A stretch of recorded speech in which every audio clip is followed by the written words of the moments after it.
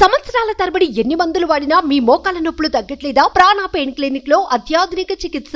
మొగిలి రేకులు అనేటువంటి ఒక sensational hit serial hero Sagar మరలా ఎందుకు సీరియల్స్ గానీ ఆ టీవీ రంగంలో కానీ మళ్ళీ ఎందుకు he is not back in to that? Mogali Rekulu చేసిన తర్వాత మంజునాథ్ నాయుడు గారు, బిందు నాయుడు గారు ఒక సీరియల్ ప్లాన్ చేశారు. మిస్టర్ పర్ఫెక్ట్ లో character one of second lead అని అనుకున్నారు. తర్వాత ఎందుకో తెలియకుండానే అక్కడ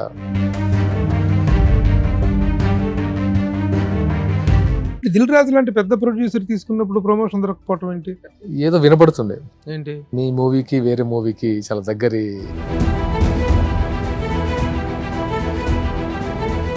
ఆయన ఎప్పుడు కలిసా పవన్ కళ్యాణ్? కళ్యాణ్ గారు ఇంటికి వెళ్ళాం, ఏ సీరియల్ అన్నారు, మొగలి రేకులు అంటే ఓహో మీరా అని టక్మని లేచారు. కళ్యాణ్ గారు ఏంటి ఇలా మాట్లాడుతున్నారు? ప్రచార కార్యదర్శి అంటే ముందు అసలు స్పోక్స్మెన్ గా మాట్లాడాలి కదా, ఎక్కడ మాట్లాడుతున్నట్టు కనిపిస్తలేదు కదా. కొన్ని ఉంటాయి, ఆ టైం బట్టి మాట్లాడాలి. ఎప్పుడు పడితే అప్పుడు మాట్లాడితే ప్రచారంలో సిద్ధం సభలతోటి ప్రచారంలో జగన్ దూసుకుపోతున్నాడు, దడ పుట్టిస్తున్నాడు కూటమికి అనేటువంటిది ఒక ఇది ఏర్పడింది. ఎంతవరకు నిజం? ఇప్పుడు ప్రత్యర్థి అయినా సరే వాళ్ళు ఎలా ఫైట్ చేయాలో వాళ్ళకి తెలుసు. బట్ కాపు సామాజిక వర్గం మొత్తం కూడాను పవన్ కళ్యాణ్ గారు వెంట నడుస్తుంది ఉంది అనేటువంటి కాన్ఫిడెన్స్ ఉందా? ఆయన కులానికి మాత్రం లాగదు. కాపు సామాజిక వర్గ పెద్దలు పవన్ కళ్యాణ్ దూరం పెట్టడం వెనుక, పవన్ కళ్యాణ్ మీకు రివర్స్ అవ్వటం వెనుక కారణం ఏంటనుకుంటున్నారు? వాళ్ళ దాడి వెనుక ఉన్నటువంటి ఆంతర్యం ఏంటని? అందరికీ అన్ని కావాలంటే కుదరదు సార్. హాయ్, హలో, నమస్తే and welcome to my show from the bottom of the heart in Suman TV, the India's largest digital media platform. ఈ ఇంటర్వ్యూలోకి వెళ్ళబోయే ముందు ఒక చిన్న ఇన్సిడెంట్ ఒకటి చెప్తాను మీకు. ఒకసారి జైబేరీ గెస్ట్ హౌస్లో, జైబేరీ ఇది ఉంది కదా అపార్ట్మెంట్స్, అందులో ఒక పెద్ద ఫంక్షన్ జరుగుతుంది. ఆ ఫంక్షన్ జరుగుతుంటే అక్కడ చాలామంది కొంతమంది యాక్టర్స్ వచ్చారు. ఈ వచ్చిన జనం అక్కడికి వెళ్ళి ఫోటోగ్రాఫ్లు, ఆటోగ్రాఫ్లు తీసుకుంటూ చిన్న హడావుడి కనిపిస్తుంది. ఇంతలో ఉన్నట్టుండి సడన్గా ఈ ఉన్న జనం అందరూ పొలోమంటూ పరుగులు పెడుతూ ముందుకు వెళ్ళిపోయారు. ఒక వ్యక్తి ముందు ఆగారు. అతని మీద పడి ఫోటోలు, ఆటోగ్రాఫ్లు, సెల్ఫీలు అంటూ చాలా హడావుడి చేస్తున్నారు. నేను సడన్గా ఈ దూరం నుంచి చూస్తే ఎవరైనా చిరంజీవి గారు వచ్చారా, లేకపోతే పవన్ కళ్యాణ్ వచ్చారా, ఏంటి సడన్గా ఇంత చేంజ్ ఏంటని చెప్పేసి దగ్గరికి వెళ్ళి చూద్దును కదా, ఆ వ్యక్తి ఆటోగ్రాఫ్లు ఇస్తూ, ఫోటోలు సెల్ఫీలు దిగుతూ చాలా బిజీగా ఉన్నాడు. తీరా చూస్తే అతను is a superstar in TV field. Mogali Rekulu అనేటువంటి ఒక sensational hit serial hero Sagar is none other than. ఏంటి ఒక టీవీ స్టార్కి ఇంత పాపులారిటీయా? అక్కడున్న సినిమా వాళ్ళందరినీ, యాక్టర్స్ అందరినీ వదిలేసి పరుగులు పెట్టారు జనం. రియల్లీ షాక్ అనిపించింది.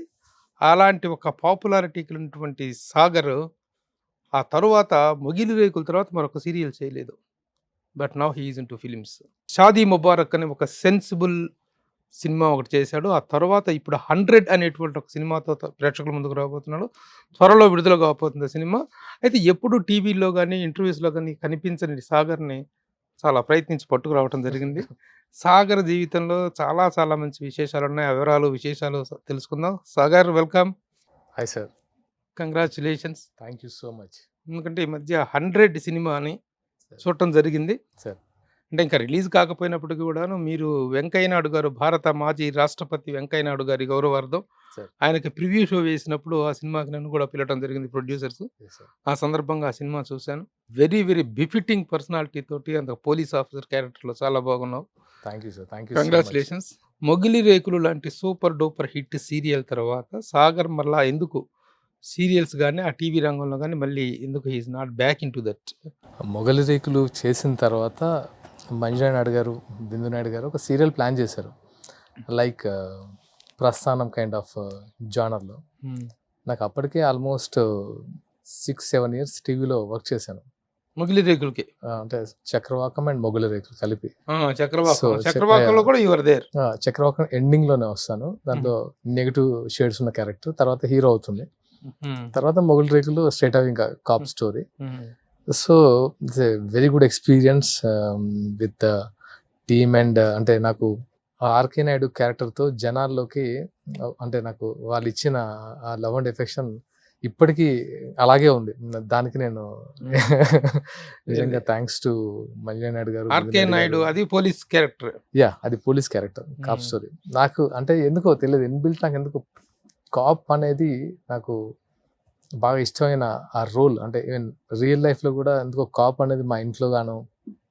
సో ఎప్పుడు నేను అంటే ఒక నాకు అలాంటి ఇన్స్పైరింగ్ క్యారెక్టర్ చేయాలని ఎప్పటి నుంచి అనుకునేవాడిని. లక్కీగా ఏంటంటే ఆ క్యారెక్టర్ రావడం నాకు డెస్టినీగా ఫీల్ అవుతాను. నాకు నిజంగా నా లైఫ్లోకి ఆర్కే నాయుడు లాంటి క్యారెక్టర్ చేయడం అనేది నేను డెస్టినీగా ఫీల్ అవుతాను. అండ్ దాంతో పాటు 6 years దాంతో గడిచిపోయింది. నాకు గడిచిపోయింది. ఆ రెండు serials తో. 6 years గడిచిపోయింది. ఆ టైంలో నాకు డైరెక్టర్ బాబీ గారు ఉన్నారు కదా, బాబీ. మన వాల్తేరు వీరయ్య. Waltair Veerayya recent hit. ఆ టైంలో నన్ను కలిశారు. ఇప్పుడు మొగల్ రేకులు చేస్తున్న టైంలోనే సాగర్ గారు, మీరు మా మదర్కి మీరు అంటే చాలా ఇష్టం, మిమ్మల్ని సూర్య సూర్య అంటుంటారు, ఒకసారి నాకు అందుకే అప్పటి నుంచి మీరు సూర్య అంటే ఏంటి? టీవీ అంటే సూర్య క్యారెక్టర్ సింగం దేంట్లో సింగం చేశారు కదా, యముడు అప్పుడు చేశారు. అవును. అలా తను ఎగ్జైటింగ్ గా చెప్తున్నారు వాళ్ళ మదర్ గురించి. టీవీలో సూర్య లాంటి సింగం లాంటి క్యారెక్టర్. సో ఎగ్జైటింగ్ గా చెప్పారు. నేను ఒక మూవీ అనుకుంటున్నాం మేము, మిస్టర్ పర్ఫెక్ట్, దాంట్లో one of the second lead ఉంది, మీరు చేయాలండి అది ఇది అంటే. నేను ఫస్ట్ టైం అంటే నాకు అప్పటి వరకు మూవీస్ లోకి వెళ్ళాలని ఆలోచన రాలేదు అసలు. మూవీ దీని తర్వాత ఇది చేయాలి, దీని తర్వాత ఇది చేయాలని ఎప్పుడు నేను ప్లాన్ చేసుకోలేదు. సరే, తర్వాత దశరథ్ గారు వాళ్ళ బ్రదర్ నాకు బాగా పరిచయం. ఒకరోజు దిల్ రాజు గారి ఆఫీస్లో కలిసాము. కలిసిన తర్వాత అప్పుడు సరే నేను వన్ డే కూడా నేను సీరియల్ నుంచి బయటకు వచ్చే సిచ్యువేషన్ లేదు. ఆల్మోస్ట్ మాకు మార్నింగ్ 7 to ఈవినింగ్ 7 to 8 అయ్యేది డైలీ సీరియల్ కాబట్టి. సో నేను 15 days వీళ్ళు డేట్స్ అడుగుతున్నారు, ఎలా మేనేజ్ చేద్దాం ఏంటి అనేది చాలా, అంటే మాకున్న టైంలో అది 15 days అనేది చాలా, అంటే మెయిన్ క్యారెక్టర్ కనబడకపోతే టీవీలో చాలా ప్రాబ్లం వస్తుంది. మాకు కూడా ఏంటంటే ఇంత ఫుటేజ్ ఉండేది కాదు. ఈ రోజు షూట్ చేస్తే రేపు టెలికాస్ట్, అంటే మాకు వేరే ఇంకా బ్యాంకింగ్ ఉండదు కదా. సరే, వాళ్ళు ఏంటంటే ఆపర్చునిటీ వచ్చింది, పెద్ద బ్యానర్ దిల్ రాజు గారి బ్యానర్, సరే మంచి ఎక్స్పోజర్ వస్తుంది ఆల్రెడీ మీకు తెలుసు కాబట్టి అని. ఏ సినిమా? Mister perfect. సో దానికి చాలా కష్టంగా డేట్స్ అడ్జస్ట్ చేశారు వాళ్ళు, చాలా కష్టంగా. ఆ టైంలో ఆ 15 days నేను కనబడిపోయేసరికి కూడా చాలా మంది చాలా రకాల అంటే మానేశాడు, తీసేశారని ఎప్పుడు అనుకోలేదు. లక్కీగా మానేశారా లేకపోతే ఏమైంది ఏంటి ఇలాంటి చర్చలు జరిగాయి. నాకు ఎందుకు అది కొంచెం బ్యాడ్ ఎక్స్పీరియన్స్ లా ఫీల్ అయ్యా. అంటే నేను చేసి వచ్చిన తర్వాత నేను అనుకున్న క్యారెక్టర్ సరే చూసారా, మీకే అలా అనిపిస్తే అంటే అది శివాజీ అనే క్యారెక్టర్, ప్రభాస్ గారి ఫ్రెండ్ క్యారెక్టర్. అదేంటంటే బేసిక్ గా వన్ ఆఫ్ సెకండ్ లీడ్ అని అనుకున్నారు. తర్వాత ఎందుకో తెలియకుండానే అక్కడ అంటే నాకు ఒక ఎక్స్పీరియన్స్, బ్యాడ్ ఎక్స్పీరియన్స్. అప్పటి వరకు నాకు సినిమా చేద్దామని ఆలోచన లేదు. చేశాను, చేసి ఇంత వర్స్ట్ ఎక్స్పీరియన్స్ ఏంటి అని ఒక చిన్న అది ఉంది. వచ్చిన వెంటనే ఇక్కడ మొగలి రేకులో జనరేషన్ చేంజ్, అంటే ఆర్కే నాయుడు కాస్త ఇంకొక జనరేషన్ షిఫ్ట్ అయిపోతున్నాం. ఏం లేదు, మళ్ళీ నిలబెట్టాలి ఇప్పుడు ఈ క్యారెక్టర్ అని అప్పుడు మున్నా క్యారెక్టర్ చేశాం వాళ్ళతో. అంటే అఫ్కోర్స్ ఇంకా సెకండ్ జనరేషన్ కూడా నేనే హీరో మున్నా క్యారెక్టర్తో. అది ఒక 3 years, మళ్ళీ 3 years తర్వాత మాత్రం నాకు అప్పుడు అనిపించింది ఇక సీరియల్స్ చేద్దాం. అంటే ఎప్పుడైతే ఆ ఎక్స్పీరియన్స్, బ్యాడ్ ఎక్స్పీరియన్స్ ఉందో ఇంకా సీరియల్స్ చేద్దాం, డెఫినెట్గా సినిమా చేద్దాం, కష్టమైనా సరే సినిమా చేద్దాం అనుకున్నాను. సో అలాగా నేను సినిమా కసితో సినిమా మళ్ళీ అంటే చేయకూడదా మనం, ఏంటంటే చేయొచ్చు కదా అనే ఫీలింగ్ వచ్చింది. అందులో నన్ను ఇంతగా అంటే ఈ సీరియల్తో ఇంతగా ఆదరించిన, అంటే ప్రతి ఇంట్లో నన్ను ఒక అంటే ఓన్ పీపుల్ లాగా ట్రీట్ చేస్తున్న జనం ఉన్నారు కదా, నేను చేసే తప్పేంటని అప్పుడు స్టార్ట్ చేశాను. ఆ తర్వాత సిద్ధార్థ, ఎస్ గోపాల్ రెడ్డి గారు కెమెరామెన్, అండ్ దయానంద్ రెడ్డి అని డైరెక్టర్, దాసరి కిరణ్ గారు ప్రొడ్యూసర్లో సినిమా స్టార్ట్ చేశాం. ఆ తర్వాత షాదీ ముబారక్ తర్వాత ఇది. ఆ సినిమా ఏంటది? ఫస్ట్ సినిమా సిద్ధార్థ. షాదీ ముబారక్ అంటే ముందు సినిమా. సిద్ధార్థ అంతకు ముందు కూడా ఒక మూవీ స్టార్ట్ అయింది, but that is also not a good experience. కానీ మొగలి రేకులు అనేటువంటిది కేవలం టీవీ జర్నీ అనేటువంటి టీవీ యాక్టర్ గా జర్నీ అనేటువంటిది 6 years, కానీ ఇప్పటికి 16 years అయింది. అంటే నేను still you are continuing as star, ఎందుకంటే అదే సీరియల్ మళ్ళీ రిపీటెడ్ గా వస్తుంది. ఆల్మోస్ట్ అది 15 years నుంచి కంటిన్యూ వస్తుంది. అంటే నన్ను జనాలు మర్చిపోకుండా చేస్తుంది రాంగా అంటే చెప్పాలి. ఫస్ట్ జెమినీలో టెలికాస్ట్ అయింది, జెమినీ. తర్వాత మళ్ళీ మళ్ళీ రీటెలికాస్ట్ కూడా జెమినీలోనే, తర్వాత ఇప్పుడు ఈటీవీలో ఇప్పుడు ఈటీవీలో వస్తుంది. ఈటీవీలో వస్తుంది, ఈటీవీ ప్లస్ అనుకుంటా, ఈటీవీ దాంట్లో వస్తుంది. మొత్తం ఒక ఇది 3 years పట్టిందా, 4 years, ఆల్మోస్ట్ 5 years చేశాను. 5 years, 1369 episodes. అంటే అన్ని రిపీట్ అవుతా ఉన్నాయి. ఇంకా 5 years లో ఒకసారి చిన్న ఎడిట్ సో చేసినట్టు. They are keeping alive yeah, Sagar ఎలా నిలబెట్టేస్తుంది ఆ సీరియల్ ఒకటి. అంటే మేము సీరియల్ లాగా ఎప్పుడు చేయలేదు సార్ దాన్ని, అంటే సీరియల్ చేస్తున్న ఫీలింగ్ ఏం లేదు. అందుకే ఆ సక్సెస్ వచ్చింది అనిపించింది. ప్రాపర్ రైటింగ్ బిందు నాయుడు గారిది, ప్రాపర్ డైరెక్టర్ జనార్దన్ నాయుడు గారు, ఎగ్జిక్యూషన్ మంజు నాయుడు గారు, ప్రొడక్షన్ సుధాకర్ నాయుడు గారు. అంటే రీషూట్ చేయడం, సీరియల్లో రీషూట్స్ తక్కువ. సీన్ బాగాలేకపోతే ఎంత ఖర్చు అయినా సరే మళ్ళీ రీషూట్ చేసేవాళ్ళు. ఓవర్ నైట్ లో పిలిచేసి అందరికి షూటింగ్ పెట్టేవాళ్ళు. అంటే వాళ్ళకి ఆల్మోస్ట్ 20 minutes ఉంటుంది ఎపిసోడ్. 20 minutes 6 years జనాలు రిమోట్ చేతిలో పట్టుకొని, రిమోట్ ఎవరికి వేయకుండా దాచిపెట్టుకొని సీరియల్ చూసారంటే ఆ క్రెడిట్ నిజంగా ఆ టీమ్ మొగలి రేకులు సుధాకర్ నాయుడు, మంజుల నాయుడు, అంత ముందు కూడా వాళ్ళది ఋతురాగాలు చాలా పెద్ద super duper hit. Chakravakam commitment వాళ్ళ భలే ఉంటుంది. అంటే టువర్డ్స్ ప్రోడక్ట్ వాళ్ళు టోటల్ గా ఎఫర్ట్స్ పెడతారు. వాళ్ళు అంతకు ముందు ఒక సింగిల్ ఎపిసోడ్ ఏదో చేస్తే నేను ఒక ఆర్టికల్ రాశాను, ఆగమనం సీరియల్ కి నేను ఒక ఆర్టికల్ రాసి, ఈ ఫస్ట్ ఒక స్టాండర్డ్ తో దూరదర్శన్ లో ఒక సీరియల్ చేస్తున్నారు వీళ్ళు, కంటెంట్ చాలా బాగుందని చెప్పి రాస్తే నేను ఆవిడ చాలా హ్యాపీ ఫీల్ అయ్యారు. అక్కడ మా సీరియల్ లో మా కంటెంట్ లో ఉన్న డెప్త్ ని అర్థం చేసుకుని ప్రభు గారు చాలా బాగా రాశారని చెప్పి దే ఫెల్ట్ వెరీ హ్యాపీ. ఎందుకంటే వాళ్ళు ఒక ఫస్ట్ దూరదర్శన్ నాకు తెలిసినంత వరకు ఫస్ట్ ఒక స్టాండర్డ్ మెయింటైన్ చేసింది రైటర్స్ అండ్ డైరెక్టర్స్, వాళ్ళు మేకర్స్. వాళ్ళ రైటింగ్ ఒక 10 years అహెడ్ ఉంటుంది. అవును, అంటే ఇప్పుడు జనరేషన్ అంటే ఆ టైంలోనే ఒక 10 years ముందు ఉంటుంది వాళ్ళది. అంతగా ప్రేమించిన టీవీ రంగాన్ని, అంతగా ఆదరించిన టీవీ ప్రేక్షకులను వదిలేసి రావటం అక్కడ వదిలేసినట్టే, అదే పాతదే పాడిందే అన్నట్టుగా మళ్ళీ పాదాన్నే రిపీట్ చేసుకుంటున్నారు తప్ప సాగర్ మళ్ళీ ఒక డైనమిక్ క్యారెక్టర్ తో రావటం అనేటువంటిది ఎందుకు లేదు. ఎగ్జాక్ట్లీ నేను మూవీలో చూపిద్దాం అనుకున్నాను, నేను సిద్ధార్థలో చూపిద్దాం అనుకున్నాను. బట్ ఎక్కడో మాకు ల్యాక్ ఆఫ్ స్క్రిప్ట్ సంథింగ్ కొంచెం ప్రాబ్లం అనిపించింది. కానీ అది మాధవ్ సున్నిపెంట అనే క్యారెక్టర్ చేసాం, షాదీ ముబారక్, దిల్రాజ్ గారి ప్రొడక్షన్ లోనే. ఎందుకో తెలియదు, ఇది డెస్టినీ సార్. ఎప్పటికైనా దిల్రాజ్ గారి బ్యానర్ లో హీరోగా చేయాలనుకున్నాను. మిస్టర్ పర్ఫెక్ట్ బ్యాడ్ ఎక్స్పీరియన్స్ తర్వాత ఎప్పటికైనా సంథింగ్ చేయాలనిపించింది. అంటే నేను అనుకోలేదు, ఒకసారి అనుకోని వదిలేసాను. సర్లే ఎప్పటికైనా చేయబోతామా చూద్దాం ఇక్కడ అనుకున్నాను. నేను నా ఫ్రెండ్స్ ప్రొడక్షన్ చేశాం షాదీ ముబారక్. ట్రైలర్ కోసం అడిగినప్పుడు తను చూస్తా అన్నారు మూవీ, రాజు గారు. అంటే ట్రైలర్ రిలీజ్ చేతుల మీదుగా చేయాలండి అంటే చూస్తా అన్నారు. చూసి నచ్చింది, తను టేక్ ఓవర్ చేశారు, చిన్న చేంజెస్ చేశారు. వెంకటేశ్వర క్రియేషన్స్ అంటే ఒకటి ఉంటుంది కదా నాకు. సో అనుకున్న అది రీచ్ అయ్యాను. But very good experience with Raju గారు. థియేట్రికల్ గా రిలీజ్ అవ్వలేదు, అయింది, కాకపోతే కరోనా టైంలో అయింది. కరోనా టైంలో కొంచెం ఆ టైంలో మూవీ అనుకున్నంతగా మాకు రీచ్ రాలేదు. కానీ నాకు అనిపించింది ఆ సినిమా చూసిన తర్వాత, షాదీ ముబారక్ ఈ సినిమాని కరెక్ట్ గా ప్రమోట్ చేసి ఉంటే it would have been somewhere. ఎందుకంటే వచ్చినటువంటి ఈ ఫ్యామిలీ ఫీల్ గుడ్ కంటైనర్స్ ఉంటాయి కదా, ఆ ఫీల్ గుడ్ కంటెంట్ ఉన్న ఫిలిమ్స్ లో ద బెస్ట్ ఫిల్మ్ అనేటువంటి ఫీల్ కలిగింది నేను సినిమా చూసిన తర్వాత.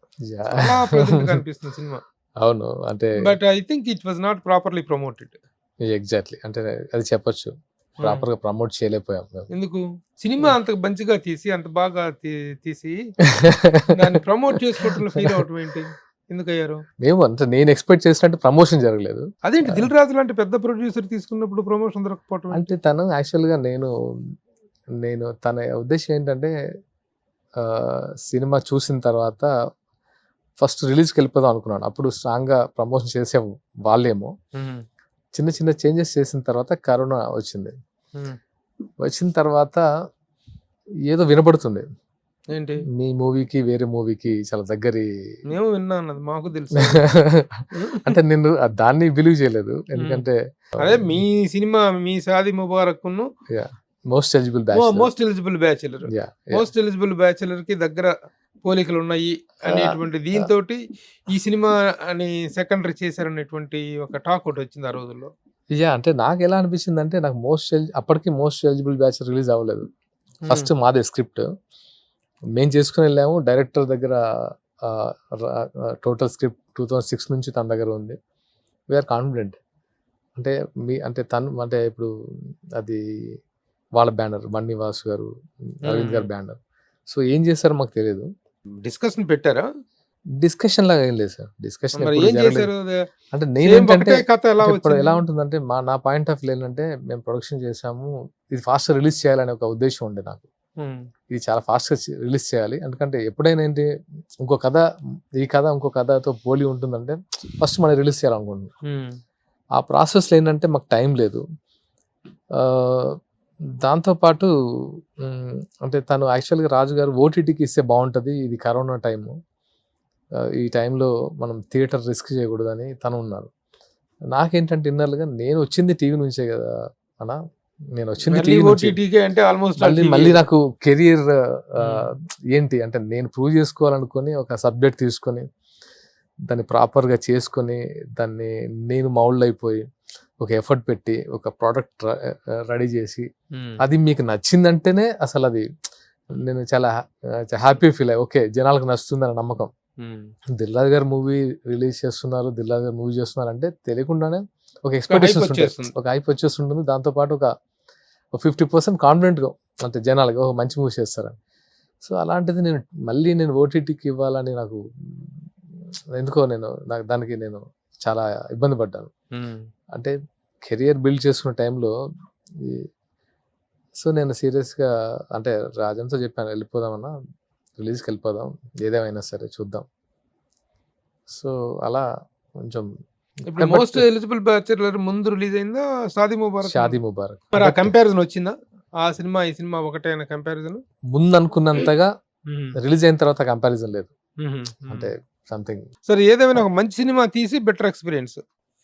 బిటర్ ఎక్స్పీరియన్స్ కంటే కొంచెం హర్టింగ్ అనిపించింది. అరే అంటే ఎండింగ్ వరకు వచ్చి అంటే మీకు ఒక సినిమా చేసుకొని దాన్ని రిలీజ్ చేసుకున్నాను అనేది చాలా ఇప్పుడున్న సిచ్యువేషన్ చాలా పెద్ద విషయం అది. అంటే దానికి కావాల్సిన కథ, దానికి కావాల్సిన ఆర్టిస్టు, దానికి కావాల్సిన ఫండ్స్, దానికి కావాల్సిన ఎఫర్ట్, టైము అలా తీసుకెళ్ళి అలా వెళ్తూ దిల్ రాజు గారి లాంటి బ్యానర్లో పడడం అంతా ప్రాపర్గా వెళ్ళింది. ఆ లాస్ట్ ఎక్స్పీరియన్స్ కొంచెం హర్టింగ్ అనిపించింది. అంటే సరే ఇప్పుడు సినిమాల్లోకి రావాలన్న ఆశ దీంతోటి ఫస్ట్ సిద్ధార్థ చేస్తే అది చిన్న డిసప్పాయింట్ చేసింది.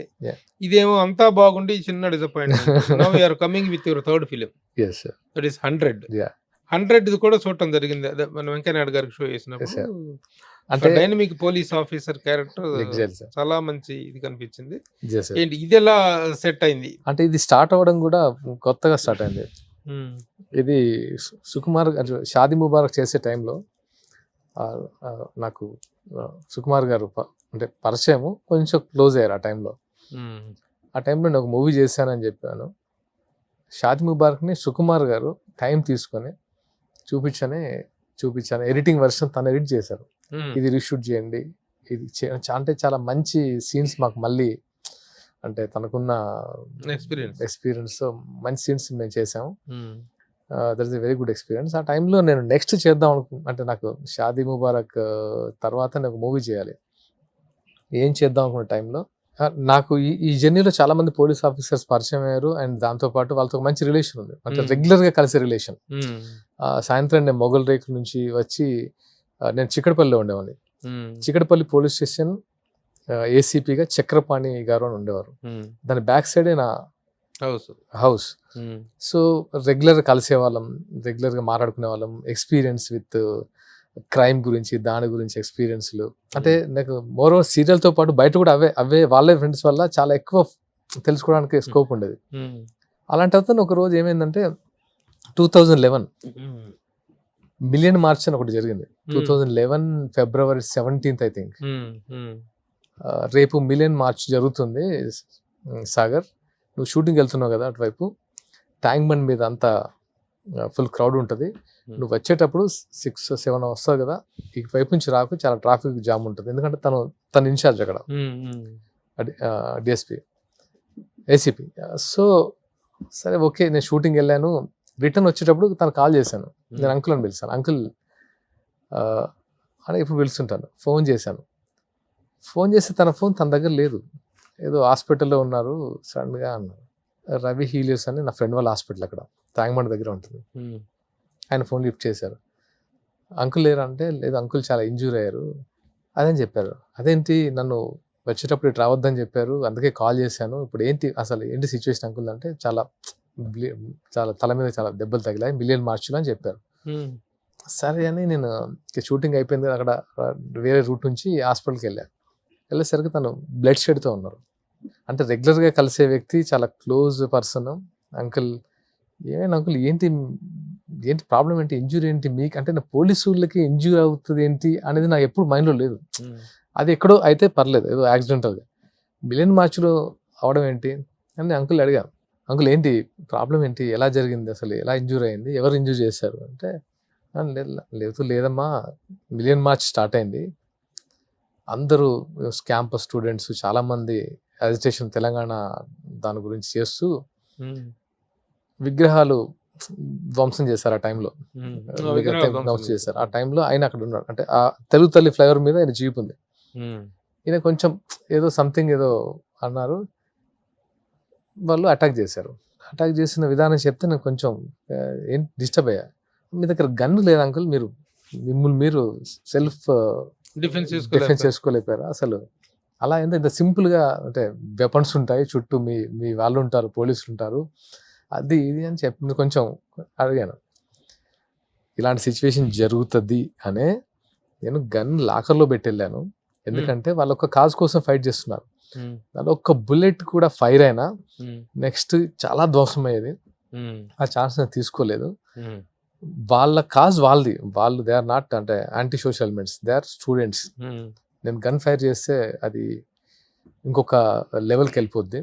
సో అంటే నేను అప్పుడు అనిపించింది, అంటే ఒక డిపార్ట్మెంట్లో ఉన్న ఒక పర్సన్ ఎలా ఆలోచిస్తాడు, ఎలాంటి సిచ్యువేషన్ ఫేస్ చేస్తాడు, తన మీదకి వచ్చినా సరే తప్ప వాళ్ళని డిస్టర్బ్ చేయకుండా, ఇదన్నీ ఆలోచించి అప్పుడు నేను ఇది ఆయన అడిగి తీసుకున్నాను. ఇది నేను తీసుకుని అక్కడ నుంచి 100 అనే సినిమా ఆ రోజు మొదలైంది, ఆ క్యారెక్టరేషన్తో ఒక మూవీ చేయాలని. సో ఆయన తర్వాత రెగ్యులర్ కలిస్తే తనతో, తన ఆఫీస్లో మేము పోలీస్ అంటే ఏం ఎక్స్పెక్ట్ చేస్తాం, గన్నులు, AK-47, డబుల్ బ్యారెల్ ఇవన్నీ అనుకుంటాం. ఒక భగవద్గీత ఉంటుంది, ఖురాన్ ఉంటుంది, బైబిల్ ఉంటుంది. తను వితౌట్ వెపన్, తను చూపిస్తాను, ఎప్పుడు భగవద్గీత శ్లోకాలు పంపిస్తుంటారు నాకు, ఖురాన్లో ఇట్లాంటిది ఉందని చెప్తుంటారు. అంటే పీపుల్ని సపోజ్ ఒక ఇష్యూ వస్తే పీపుల్ని గన్నుతో భయపెట్టకుండా సంథింగ్ వాళ్ళని మోటివేట్ చేసి, వాళ్ళు ఇప్పుడు హిందువులకు ఒకలాగా, ముస్లింలకు ఒకలాగా, క్రైస్తవులకు ఒకలాగా, ఇది కాదు కదా సొసైటీలో మనం ఎలా ఉండాలి, అలా ఒక ప్రీస్ట్ లాగా చెప్పేవారు. సో ప్రాబ్లమ్స్ చాలా సింపుల్గా సాల్వ్ చేశారు. చాలాసార్లు నేను చూశాను, సంథింగ్ ఇస్ డిఫరెంట్, అసలు క్యారెక్టర్ డిఫరెంట్గా ఉందనిపించింది. సో దాన్ని మెయిన్ క్యారెక్టరేషన్గా తీసుకొని, అంటే అంత తీసుకోలేదు, కొంతమంది ఇంకో 2-3 పోలీస్ ఆఫీసర్ చెప్పిన ఇన్సిడెంట్ని ఇలా చేసుకొని ప్లాన్ చేసుకుని చేశాను. ఇది అనుకోకుండా ఒకసారి ఇన్స్పిరేషన్ తీసుకున్నాను, అలా చేసింది 100. ఇది ఒకసారి నేను సుకుమార్ గారికి వాళ్ళ ఇంట్లో భోజనం చేస్తున్నప్పుడు చెప్పా, ఇలా అనుకుంటున్నా అంటే ఎక్స్ట్రాడినరీ ఉంది సాగర్, అసలు నేను ఎప్పుడు ఇలాంటివి కొత్తవి ట్రై చేయను. ఎప్పటి నుంచి తన కథ అడుగుతుండేవాడిని సుకుమార్ గారిని, నాకు ఎలాంటి కథ సెట్ అవుతుందనా, ఇలాంటి చెప్పండి మీరు, నేను చేయాలనుకుంటున్నాను నెక్స్ట్ అదంటే, మీ దగ్గర కథ పెట్టుకుని నన్ను అడుగుతామండి, ఇది చేయి చాలా బాగుందన్నారు. 3-4 days తర్వాత తను సైమా అవార్డ్స్కి ఎప్పుడు వెళ్ళారు ఫ్యామిలీతో. 4 days తర్వాత నాకు ఫోన్ చేశారు అక్కడ నుంచి, మలేషియా అక్కడ నుంచి ఫోన్ చేసి, ఆ కథ రిజిస్టర్ చేసావా అని అడిగారు. నన్ను హాంట్ చేస్తుంది ఆ కథ రిజిస్టర్ చేసావా అంటే, అప్పటి వరకు నేను చెప్పి మర్చిపోయాను, నాకు కథ రాయడం తెలియదన్నా అని చెప్పారు. 25 పేపర్స్ అది ఉంటుంది, నీకు నచ్చినట్టు నాకు ఏదైతే చెప్పావో అది పేపర్ మీద పెట్టేసి చెప్పి రిజిస్టర్ చేసి అన్న. సో అలా ఆ కథని రాసి రిజిస్టర్ చేసి సంథింగ్ అనుకున్నప్పుడు అలా యాక్చువల్ అది అక్కడే చేయాలి. సంథింగ్ ఆ పుష్ప ఆ టైంలో నాకు బిజీగా ఉండడం. సుకుమార్తో ఎలా పరిచయం? సుకుమార్తో అంటే ఇండస్ట్రీలో ఉన్నాము, నన్ను ఆది పినిషెట్టి క్యారెక్టర్ గారికి అనుకున్నారు రంగస్థలంలో. దీనికి రంగస్థలంలో ఆది పినిషెట్టి గారి క్యారెక్టర్ ఉంది కదా, రామ్ చరణ్ గారి బ్రదర్, రామ్ చరణ్ నాకు కాల్ చేశారు మేనేజర్ సంథింగ్, మీరు ఆఫీస్కి రమ్మంటున్నారు అంటే సరే ఓకే. తర్వాత మళ్ళీ చెప్తా ఉన్నారు, ఇలా ఇలా ఒక 2-4 టైమ్స్ అయింది. తర్వాత సుకుమార్ గారు కలిసినప్పుడు చెప్పారు, నేను అనుకున్నాను మిమ్మల్ని క్యారెక్టర్, అప్పుడు ఎందుకో సెట్ అవ్వలేదు అంటే సరే ఓకే.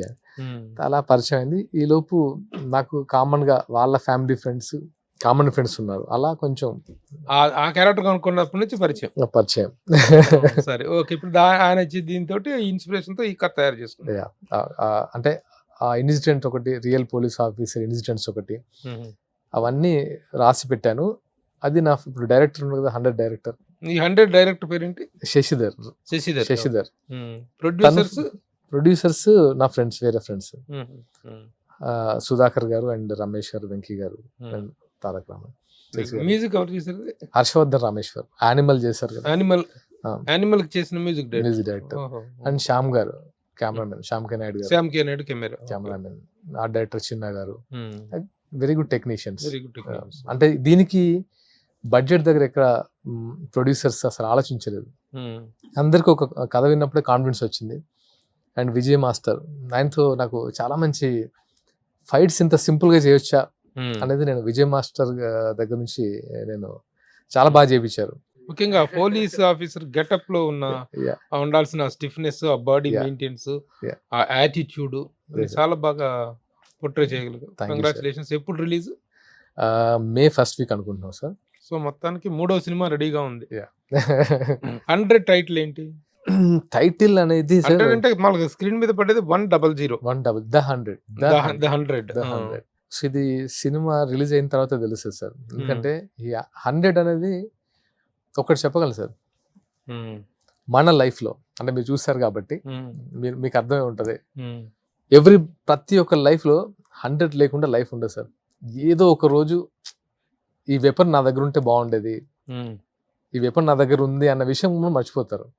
100కి అంత పొటెన్షియల్ ఉంది. 100 అంటే పోలీస్ డైల్ 100 కాదు, పోలీసులకి 100 డైల్ చేస్తాం కదా. లేదు సార్, డైల్ 100 కాదు. దీనికి తమిళ సినిమాకి, తమిళ్లో ఉంది డైల్ 100 అని. సంబంధం లేదు అసలు, సంబంధం లేదు. It's a universal weapon. అంటే దాని గురించి ఎక్కువ చెప్తే ఓపెన్ అయిపోతుందని చెప్పట్లేదు. బట్ ఎస్పెషల్లీ అంటే ఇప్పుడు చూస్తున్నాం కదా సార్, ఇంటి నుంచి అడుగు తీసి బయట పెడితే ఎలాంటి సిచ్యువేషన్స్ ఫేస్ చేస్తాం. ఆఫీస్కి వెళ్తాము, బిజినెస్ చేస్తాం, అంటే మేల్ అయినా ఫీమేల్ అయినా, ఇంట్లో కూర్చున్నా కూడా ఈ ఫోన్ ఉంటే, ఈ ఫోన్తో మన లైఫ్ మన సేఫ్ అనుకుంటాం, కానీ సేఫ్ కాదు. ఇది ప్రతిదీ ఎక్కడో దగ్గర స్టోర్ అయ్యి మన లైఫ్ ను ఓపెన్ చేసి పెడుతుంది. సో అది that is the concept. Okay. టీవీలో చాలా అద్భుతమైనటువంటి రెస్పాన్స్ ఉన్న టైంలో సినిమాల్లోకి వచ్చేసి సినిమాలు చేయాలని పట్టుదలతో, సినిమా హీరోగానే స్టాండ్ అవ్వాలన్నటువంటి పట్టుదలతో you have come out. So third venture ఇది. అద్భుత విజయాన్ని సాధించాలి. ఎందుకంటే సినిమా కూడా బాగుంది. నేను యాక్చువల్గా ఏంటంటే, నేను ఆ రోజు వెంకయ్య నాయుడు గారి దగ్గరికి వెళ్ళినప్పుడు, అంటే ఆ ధైర్యం ఎందుకు వచ్చిందంటే, మన కాన్సెప్ట్ మీద మనకున్న దమ్ము. ఫస్ట్ థింగ్, ఆయన ఉపరాష్ట్రపతి, మాన్యశ్రీ వెంకయ్య నాయుడు గారు, అలాంటి వాళ్ళతో రిలీజ్ చేయించాలంటే ఫస్ట్ ఆయనకు తెలియాలి సినిమా ఏంటో. వెళ్ళి అడిగాం, మీలాంటి వాళ్ళు చెప్తేనే దీనికి ఒక ఎక్స్పోజర్ ఉంటుంది, పరిచయం ఉంది. అంటే తను సినిమా కాన్సెప్ట్ ఏంటన్నారు. కాన్సెప్ట్ ఏం లేదు సార్, మీరు సినిమా చూడండి, నచ్చితేనే దీని గురించి మీరు మాట్లాడండి, దీన్ని నలుగురికి మీకు ప్రమోట్ చేయండి అని చెప్పాను. అంత కాన్ఫిడెంట్ గా చెప్పేసరికి తను సరే, నేను పెన్ డ్రైవ్ ఇద్దాం అనుకున్నాను, షో ఏమని చెప్పారు. సరే షో వేసాం. అది ఆ ఎక్స్పీరియన్స్ ఎలా మాట్లాడారో మీకు తెలుసు. అవును. సో చాలా ట్వీట్ గొప్పగా అంటే మాట్లాడారు సినిమా గురించి. గొప్పగా మాట్లాడారు. ట్వీట్ కూడా చేశారు. నేను అవును. ఎక్స్పెక్ట్ చేయలేదు. అవునవును. ట్వీట్ కూడా చేశారు ట్వీట్ కూడా అంతే. చేశారు. సో అది ఒక అంటే సినిమాకే కాదు, అంటే మంచి సినిమా చేస్తే మనకి ఎలాంటి రెస్పాన్స్ స్ట్రెంత్ వస్తుందో, వస్తుంది అనేది ఎలాంటి ఇది వస్తుందో. అనిపించింది. నేను కూడా పర్సనల్ గా సినిమా చూశాను కాబట్టి చాలా నచ్చింది కాబట్టి Thank you, ఇప్పుడు sir. మన ఇంటర్వ్యూ జరుగుతుంది. Thank you. ఓకే. సాగర్‌తో మాట్లాడాలంటే చాలా సాగరం అంత అనుభవాలు ఉన్నాయి. దగ్గర కొన్ని ఫోటోలు ఉన్నాయి నా దగ్గర. ఆ ఫోటోలు చూపిస్తా. ఏ ఫోటో ఏంటి? ఎప్పటిది? Yeah. ఆ అకేషన్ ఏంటి? ఆ వ్యక్తులతో ఎలాంటి పరిచయం? అవన్నీ ఒకసారి నాకు Yeah. చెప్పాలి. బావుంటుందా? Okay. Play the photos please. ఎవరు? ప్రభాస్. అక్కడ ప్రభాస్ గారు అండ్ ఇది ఆస్ట్రేలియాలో సిడ్నీ, అదే మ్మ్. Shooting mister perfect. Mister perfect shooting. ఈ ఎక్స్పీరియన్సే కొంచెం నాకు, నేను మ్మ్. మూవీలోకి అసలు నాకు సినిమాలో గుర్తుపట్టేలాగా లేదు క్యారెక్టర్. ఏంటి దాంట్లో చేసింది మిస్టర్ పర్ఫెక్ట్ లో? ఫ్రెండ్స్ లో ఏంటంటే తనకు డిఫరెంట్ ఒపీనియన్ ఉంటుంది లవ్ మీద. ఫస్ట్ నుంచి శివాజీని ఫాలో అవుతుంటాడు క్యారెక్టర్. తర్వాత వాళ్ళిద్దరి మధ్య సంథింగ్ ప్రాబ్లం వచ్చి, ఒక ఆ అమ్మాయికి మీకు మధ్య ఒక చిన్న సయోధ్యలు అంటే అండర్స్టాండింగ్ లాంటిది ఇస్తాడు. అదేనా? అవును మీరు రియలైజ్ అవుతారు. నేను రియలైజ్ అవుతాను లాస్ట్ కి. రియలైజ్ అయ్యి అవును. లవ్ పట్ల రియలైజ్ అవును. అవుతారు. Okay okay okay. సో మనం మనలాగా ఉండాలి, ఇంకోలాగా ఉండకూడదని. Okay next. ఓ పాపా బాబా. యా, వీర్ వియాన్ బాబు, Aira, she's my wife Soundarya. Arrange మ్యారేజా లవ్ మ్యారేజా? Arrange come love. Arrange love come marriage. Marriage. ఎక్కడ ఏంటి తనేంటి? వాళ్ళ బంధువుల అమ్మాయా? బయట యా పేరెంట్సా? యా, మా ఫాదర్ మదర్. నాన్నగారు ఏం చేసేవారు? కోల్ మైన్స్ ఉంది కదా, దానిలో జాబ్ అండ్ చాలా బిజినెస్ ఉండేవి మాకు, అండ్ ఫార్మింగ్. ఇప్పుడు బాగా సౌండ్ పార్టీయా? బాగా వెల్ ఆఫ్ ఫ్యామిలీనా? మంచి ఫ్యామిలీ, డబ్బు బాగా అంటే ఓకే Well off. సరిపోయేంత. ఎక్కడ? ఏ ఏరియా? Native place? మాది రామగుండం, కరీంనగర్ డిస్ట్రిక్ట్. రామగుండం. ఓకే. మీకు గోదావరి కనే ఐడియా ఉంటుంది. సో మా ఫాదర్ వాళ్ళు కొంచెం ఎస్టాబ్లిష్డ్ ఫ్యామిలీ అండ్ వెల్ అంటే మా తాత వాళ్ళ దగ్గర నుంచే వాళ్ళు బాగా వెల్ ఆఫ్ ఫ్యామిలీ. వెళ్ళే ఫ్యామిలీ. అంటే యాక్చువల్ గా టీవీ సీరియల్స్ లోను సినిమాలను సంపాదించాల్సిన అవసరమే లేదు. ఉన్నారు వెల్ ఆఫ్. లైక్ అప్పుడంత వెల్ ఆఫే. అంటే ఇది ఒక పెద్ద, ఇప్పుడు ఒక సింగిల్ ఎపిసోడ్ లో చెప్పలేని లైఫ్ అది. చాలా ప్రాబ్లమ్స్ ఫేస్ చేశారు. అంటే తను అంటే కమ్యూనిజం ఎక్కువ వెళ్ళిపోయేసరికి, అంటే వెళ్ళిపోయారు తను. నాన్నగారు కమ్యూనిస్ట్ బ్యాక్ డ్రాప్ ఉందా? Back drop. తను బాగా సాక్రిఫైస్ చేశారు లైఫ్ నా గురించి. సో అదొకటి చెప్పగలను. తర్వాత కమ్యూనిస్ట్ ఉద్యమాల్లో బాగా యాక్టివ్ రోలా? కమ్యూనిస్ట్ ఉద్యమాల్లో యాక్టివ్ రోలు. దాన్ని అంటే ఇన్సిడెంట్స్ తను ఎలా తీసుకెళ్ళాయంటే మావోయిజం వైపు తీసుకెళ్ళాయి. ఓహో. అంటే ఆయన అనుకున్నది వేరు, సొసైటీ కోసం ఆయన అనుకున్నది వేరు. అంటే అప్పుడున్న పొలిటికల్, అప్పుడున్న పోలీస్, అప్పుడున్న ఇదంతా ఆయన ఇంకొక రూట్ తీసుకెళ్ళాయి. అంటే తెలియకుండానే, అంటే ఎప్పుడు ఆయనకు అది ఇంట్రెస్ట్ తక్కువ, కాకపోతే ఏంటంటే వెళ్ళాల్సిన సిచ్యువేషన్ అది. సో తను కొంచెం స్ట్రగుల్ బాగా ఫేస్ చేశారు. అయితే చాలా కేసులు కూడా ఉంటాయిగా మావోయిస్టులకు సంబంధించినటువంటి. 2001-2 వరకు కూడా నేను పుట్టినప్పటి నుంచి ఆల్మోస్ట్ 25 years వరకు కూడా తను బాగా, అంటే మా లైఫ్లో చాలా డిఫరెంట్ ఫేజ్ అది, డిఫికల్ట్ ఫేజ్. ఆ తర్వాత నేను అంటే ఆయన బాగా, అంటే నన్ను పోలీస్ ఆఫీసర్ చేయాలని తన ఒక డ్రీమ్. చెప్తున్నా కదా, అది డెస్టినీ లాగా నేను యాక్టింగ్ లో చేయాల్సి వచ్చింది. కానీ తను ఏంటంటే ఆర్కే నాయుడు క్యారెక్టర్ తో తీరింది. ఆర్కే నాయుడు క్యారెక్టర్ తో తీరింది తనకంటే. బట్ తన ఐడియాలజీ చాలా డిఫరెంట్ గా ఉంటుంది నాకు. అందుకే నాకు కళ్యాణ్ గారు నచ్చారు అనిపిస్తుంది. తన ఐడియాలజీ, ఐడియాలజీ అండ్ కళ్యాణ్ గారి ఐడియాలజీ చాలా దగ్గర అనిపిస్తుంది. అంటే ఏంటంటే కొంచెం రెబలిస్టిక్, అంటే లౌక్యం అలా కాకుండా మొహం మీద కొట్టినట్టు చెప్పడం, రెబలిజం. సో ఏమవుద్ది దూకే, అంటే ఆయనలో తండ్రిలో ఉన్న రెబలిజం అంటే చెప్పాలంటే ఇండస్ట్రీకి వచ్చిన తర్వాత దాన్ని కంట్రోల్ చేయాల్సి వచ్చింది. ఇండస్ట్రీ లేక ముందు చాలా, అంటే అది ఇప్పుడు ఏంటంటే మన మీద ఆ ఎక్స్పెక్టేషన్స్ లేకపోతే ఫ్యామిలీ పరంగా మనం ఇవ్వాల్సిన రెస్పాన్సిబిలిటీస్ వల్లనూ కొంచెం దాన్ని తొక్కిపెట్టి ఆవేశాన్ని మొగలి రేకులు బిందు నాయుడు గారి కనెక్షన్ కూడా అదే. వాళ్ళు కూడా సేమ్.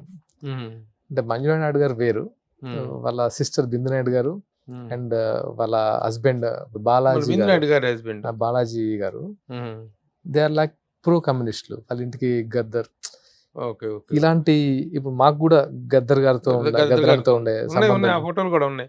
Next photo please. ఇది వెంకయ్య నాయుడు గారు మొన్న ఇన్వైట్ చేసినప్పుడు వెంకయ్య నాయుడు గారి వైఫ్ అండ్ ఆ బర్త్డే రోజు. నాకు ఈ ప్రొడ్యూసర్ ఉన్నారు కదా నా ఫ్రెండ్, అంటే ఇప్పుడు 100 producer, one of the producers Ramesh గారు. రమేష్ గారి రిలేటివ్స్ అనమాట. రమేష్ గారికి వెంకయ్య నాయుడు గారు రిలేటివ్స్. అండ్ రమేష్ గారు like one of the closest friend to me, అంటే ప్రొడ్యూసర్. నెక్స్ట్ మెగాస్టార్ చిరంజీవి గారితో ఇది మొన్న పద్మ విభూషణ్ వచ్చినప్పుడు నేను, ఇది కొంచెం పాజ్ చేయండి నేను చెప్తాను. అసలు దీనికి ఒక హిస్టరీ ఉంది యాక్చువల్ గా, ఈ హిస్టరీని చెప్పాలి. నేను స్కూలింగ్ అంతా వేరు సార్, నాది స్కూలింగ్ అంతా ఎన్టీపీసీ ఎఫ్సిఏలో. స్కూల్ తర్వాత చిన్మయ విద్యాలయ, అది ఒక డిఫరెంట్ ఎపిసోడ్. మాకు అది చెప్తాను, ఆ స్కూలింగ్ డిఫరెంట్. ఆ తర్వాత నేను కాలేజ్ అంతా గుంటూరుకి వెళ్ళిపోయాను, సిద్ధార్థ కాలేజ్. మీకు ఐడియా ఉంటుంది, చిన్నకొండ్రుపాడులో. లాంగ్ టర్మ్ కి వచ్చేసి గౌతమ్ విజయవాడ. సో సింపుల్ గా చెప్పేస్తాను, మాకు తెలంగాణ అంటే సార్ హీరో అంటే చిరంజీవి గారు ఒకరే. ఇంకా అంటే బై డిఫాల్ట్ చిరంజీవి గారు తెలంగాణలో, అంటే అది అప్పటి నుంచి ఉండేది. ఇప్పుడైనా చాలా అంటే చేంజెస్ వచ్చాయేమో కానీ అందరు యాక్సెప్ట్ చేయడం. అప్పుడు చిరంజీవి గారిని తప్ప వేరే వాళ్ళు యాక్సెప్ట్ చేసే వాళ్ళే కాదు. మేము కాలేజీకి వెళ్ళాం సార్, విజయవాడలో. ఇది ఇన్సిడెంట్ 1997, మీకు ఐడియా ఉంటుంది సార్. స్టార్ క్రికెట్ ఆడారు చిరంజీవి గారు, బాలకృష్ణ గారు, వెంకటేష్ గారు, నాగార్జున గారు, లాల్ బహదూర్ స్టేడియంలో ఆడారు. మాకేంటంటే మాకు అప్పుడు మెస్ లో ఒక టీవీ అరేంజ్ చేసేవారు. ఇలా పెద్ద మెస్ ఉండేది, ఇంత పెద్ద టీవీ అరేంజ్ చేసేసి అది కామన్ హాస్టల్లో.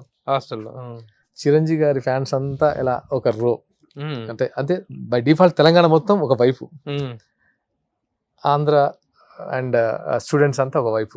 ఉద్యమం అప్పట్లో మీ దగ్గర అసలు తెలియకుండా, అంటే తెలియకుండా సార్, అసలు తెలియకుండా గుంటూరులో, విజయవాడలో ఆంధ్ర స్టూడెంట్స్, తెలంగాణ స్టూడెంట్. మాకు అసలు తెలియని కూడా తెలియదు. అంటే తెలంగాణ స్టూడెంట్స్ లో ఎక్కువ భాగం చిరంజీవి గారి ఫ్యాన్స్ అంతే. ఇంకా చిరంజీవి గారు తప్ప వేరే ఫ్యాన్స్ లేరు. సో మేము అడిగాను, రిక్వెస్ట్ చేస్తాం సార్, ఈ స్టార్ క్రికెట్ చేస్తున్నారు, మాకు లైవ్ ఇవ్వండి, మాకు టీవీ అరేంజ్ చేయండి అంటే చౌదరి బాబు గారిని అరేంజ్ చేశారు. సర్లే పిల్లలు తర్వాత చిరంజీవి గారు వస్తారు అంటే, చిరంజీవి గారు స్టేడియంలోకి ఎంటర్ అవుతున్నాను కానీ ఇక్కడ టాప్ లేచిపోయింది, అరుపులు. ఎక్కడ స్టేడియంలో కాదు, ఈ మెస్సులో అందరూ ఇలా ఒక్కసారి వేస్తే ఇక అరుపులు మొదలు పెట్టేసరికి అసలు అక్కడ డైరెక్టర్కి ఏం జరుగుతుందో తెలియదు, ఆ రేంజ్ లో జరిగింది. సో అటువైపు బాలకృష్ణ గారు ఫ్యాన్స్ మీకు తెలిసింది.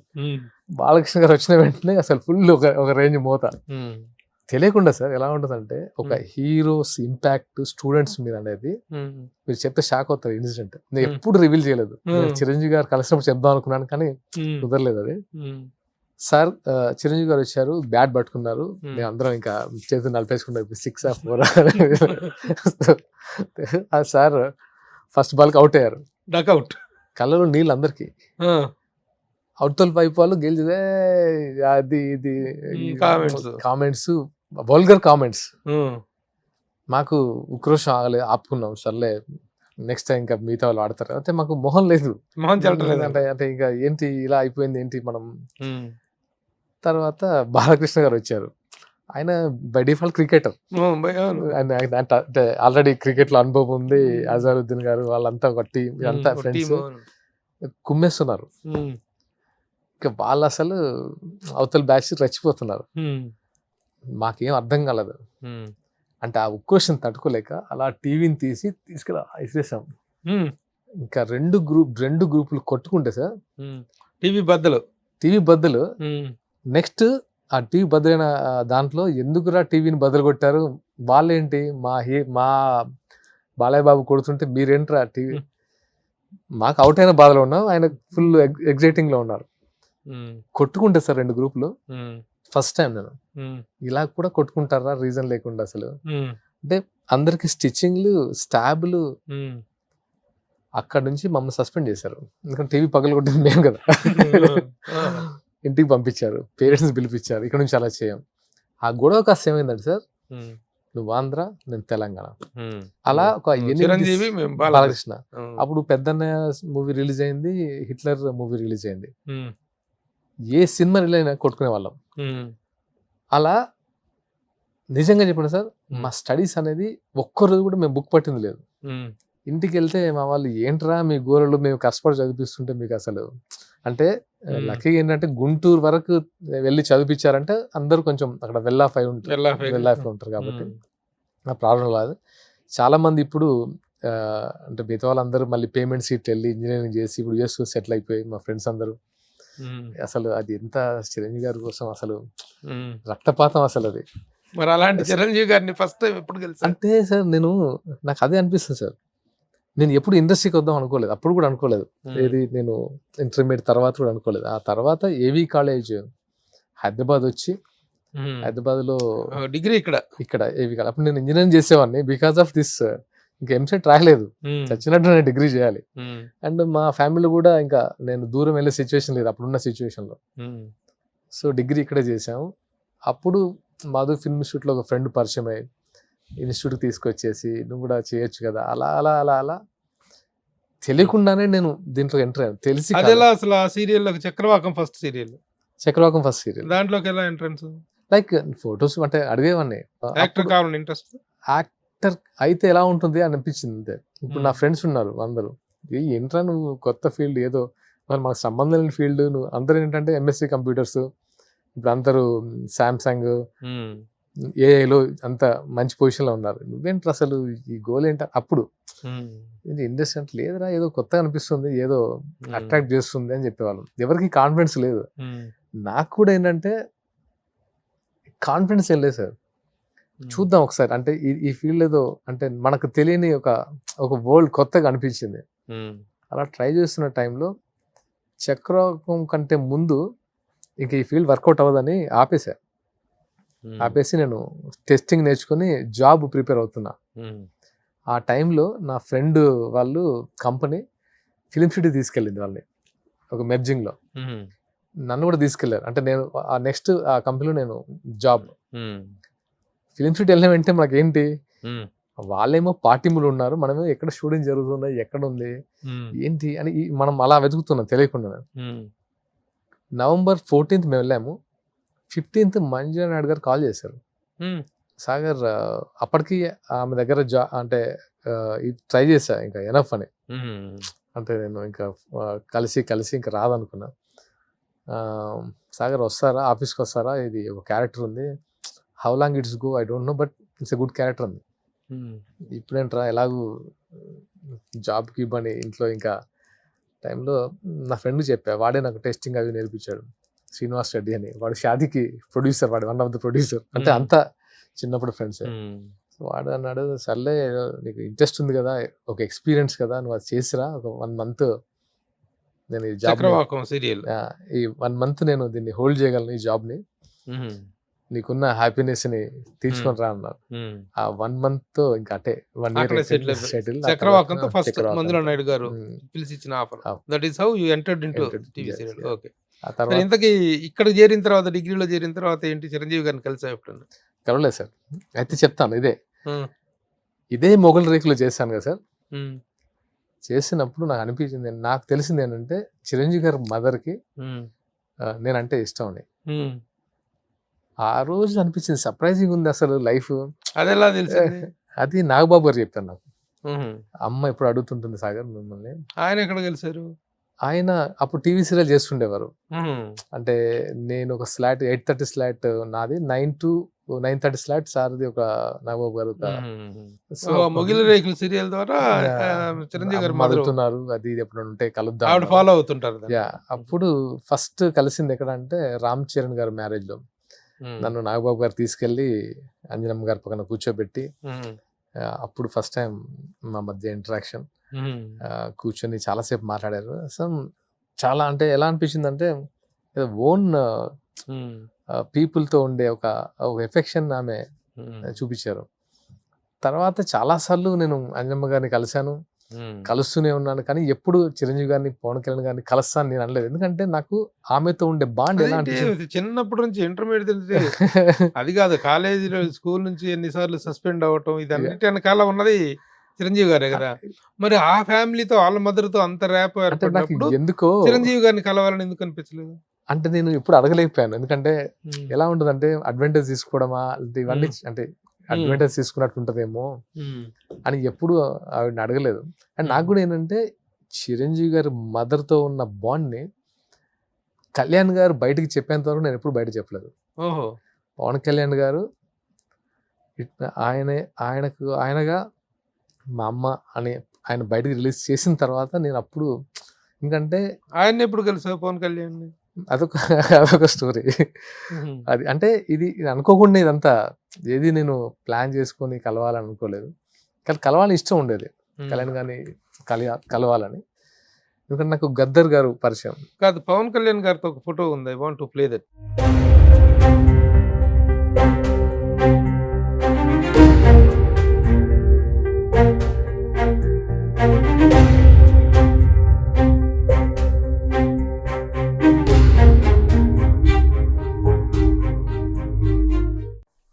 ఈ రోజున సాగర్ గారు ఉమ్మడి కరీంనగర్ జిల్లా నుంచి రామగుండం వాస్తవ్యులు.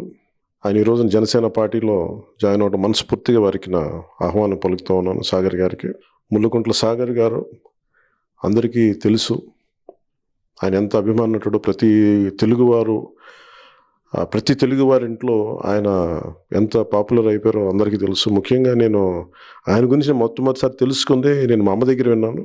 ఆయన ఇంతమంది నటులు ఉన్నా కానీ మా ఇంట్లో ఆయన మా అమ్మకి అభిమానటుడు అయిపోయారు. ఆయన పిలిపించుకు ఆయన ఎట్లాగైనా కలవాలని చెప్పి మా అందరినీ మాట్లాడి, మా నాబాబు గారితో మాట్లాడి మరీ ఆయనతోటి ఆయన ఎంత బాగా చేస్తారు, ఆయన మొగల్ రేకులు అనే సీరియల్ దగ్గర నుంచి ఇప్పటిదాకా ప్రతిదీ ఆయన మా మదర్ చూస్తూ ఉంటారు. సో నాకు ఆ విధంగా నాకు ఆయన బాగా పరిచయం. నాకు ఆయనకి పొలిటికల్ ఇంట్రెస్ట్ ఉన్నది నాకు తెలియదు. సో మధ్యన ఒక కామన్ ఫ్రెండ్స్ ద్వారా నన్ను కలిసి ఆయన ఆలోచన విధానం ఇవన్నీ నాకు ఆయన పంచుకున్నప్పుడు నాకు చాలా చాలా ఆశ్చర్యం వేస్తుంది. కేవలం ఆయన నటుడే కాదు, చాలా చాలా వామపక్ష ఉద్యమాల దగ్గర నుంచి చాలా అనుభవం ఉండి వాటిలో చిన్నప్పటి నుంచి చాలా ప్రవేశం ఉన్న వ్యక్తి. అలాంటిది అన్ని వామపక్ష భావాలు ఉండి ఈ రోజున జనసేన పార్టీలోకి ఆయన రావటం నిజంగా చాలా మనస్ఫూర్తిగా నాకు ఆనందం కలిగింది. అందుకే మనస్ఫూర్తిగా వారికి నేను ఆహ్వానం పలుకుతూ ఉన్నాను. అలాగే సాగర్ గారి సేవలు పార్టీకి కానీ, తెలంగాణ రాష్ట్రానికి కానీ, తెలుగు ప్రజలందరికీ కూడా ఆయన సేవలు జనసేన ద్వారా ముందుకు తీసుకెళ్తాం, ఆయన్ని సద్వినియోగం చేసుకుంటాం. అలాగే సాగర్ గారిని కూడా పార్టీ పరంగా ఆయన ఉన్నత బలమైన పదవిలో కూడా ఆయన ముందుకు అలంకరించేలా చూస్తాం దాన్ని ఖచ్చితంగా. అలాగే ఎన్నికలకి ఆయన వంతు సహాయం చేయాలని మనస్ఫూర్తిగా నేను వారిని కోరుకుంటా ఉన్నాను. ఇదేలా ఈయనతో పరిచయం ఎలా? నేను ఎక్కువ గద్దర్ గారి దగ్గర విన్నాను. గద్దర్ అన్న ఏం పేర్లు చెప్తున్నావు?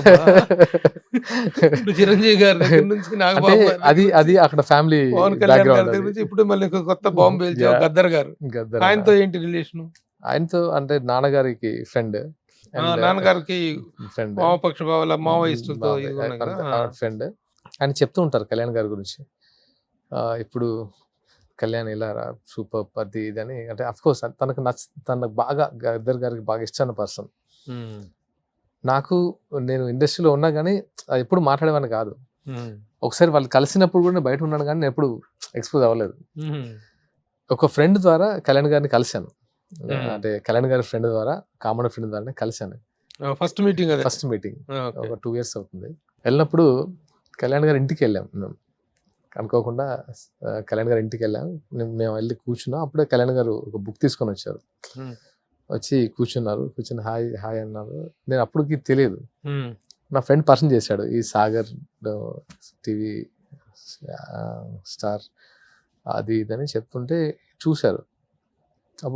అప్పుడుకి ఇప్పటికి అప్పుడు చాలా బియర్డ్ ఉండేది. మీరు అంటున్నారు కళ్యాణ్ గారు ఏ సీరియల్ అన్నారు, మొగలి రేకులు అంటే, ఓహ్ మీరా అని టక్మని లేచారు. మా అమ్మగారికి మీరంటే అసలు మిమ్మల్ని కలిసానని తెలిస్తే చాలా హ్యాపీ ఫీల్ అవుతున్నారు అంటే, కళ్యాణ్ గారు ఏంటి ఇలా మాట్లాడుతున్నారు అంటే ఎంత చెప్పుంటారు అంజనమ్మ గారు వీళ్ళ ఇంట్లో చెప్పుంటారండి. అని అప్పుడు సర్ప్రైజింగ్ అనిపించింది. అలా అంజనమ్మ గారు నా గురించి ఈవెన్ ఇంట్లో చాలా షేర్ చేసుకుంటారని అప్పుడు కళ్యాణ్ గారి ద్వారా తెలిసింది. తెలిసిన తర్వాత ఆ తర్వాత ఒక్కొక్క స్టెప్ మేము మాట్లాడుకుంటూ గద్దర్ గారి గురించి మాట్లాడడం, ఫ్యామిలీ బ్యాక్గ్రౌండ్ గురించి మాట్లాడడం, ఆయన ఐడియాలజీ నాకు ఇష్టం కళ్యాణ్ గారిది. అంటే ఐడియాలజీ గురించి నేను చెప్పాను, మీ ఐడియాలజీ చాలా ఇష్టం నాకు, అంటే మీ అంటే అంటే ఇది నాకు ఏంటంటే ఆయన నిజంగా చెప్పాలంటే ఆయన ధైర్యం ఇష్టం.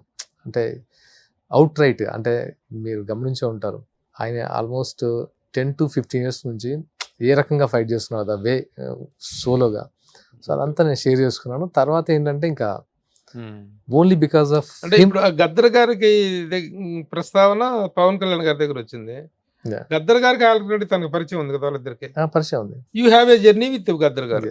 అదేంటి గద్దర్ గారితో నాన్నగారి ద్వారా? ఇంకా చాలా పెద్ద జర్నీ అది. సో తను చనిపోయినప్పుడు కూడా మేము అక్కడే ఉన్నాం ఎల్బీ స్టేడియంలో. నేను ఫస్ట్ మా టీమే ఉన్నారు. వెరీ క్లోజ్, డెడ్ బాడీకి దగ్గరలో, వెరీ క్లోజ్. అంటే అంత్యక్రియలు వాటన్నిటిలో జరిగింది. మేము ఫస్ట్ అంటే ఫ్యామిలీ, ఆ తర్వాత మేము ఉన్నాం, కోట శ్రీనివాస్, మేము వీళ్ళందరూ. అంటే ఎందుకో చాలా అంటే తెలియకుండానే లైఫ్లో ఒక్కొక్కరి ద్వారా ఒక్కొక్క ఎక్స్పీరియన్స్, ఒక్కొక్క మోటివేషన్ అనొచ్చు. చాలా అంటే నేను అంటే చిన్న ఏజ్లోనే ఒక వైపు తీసుకెళ్ళింది.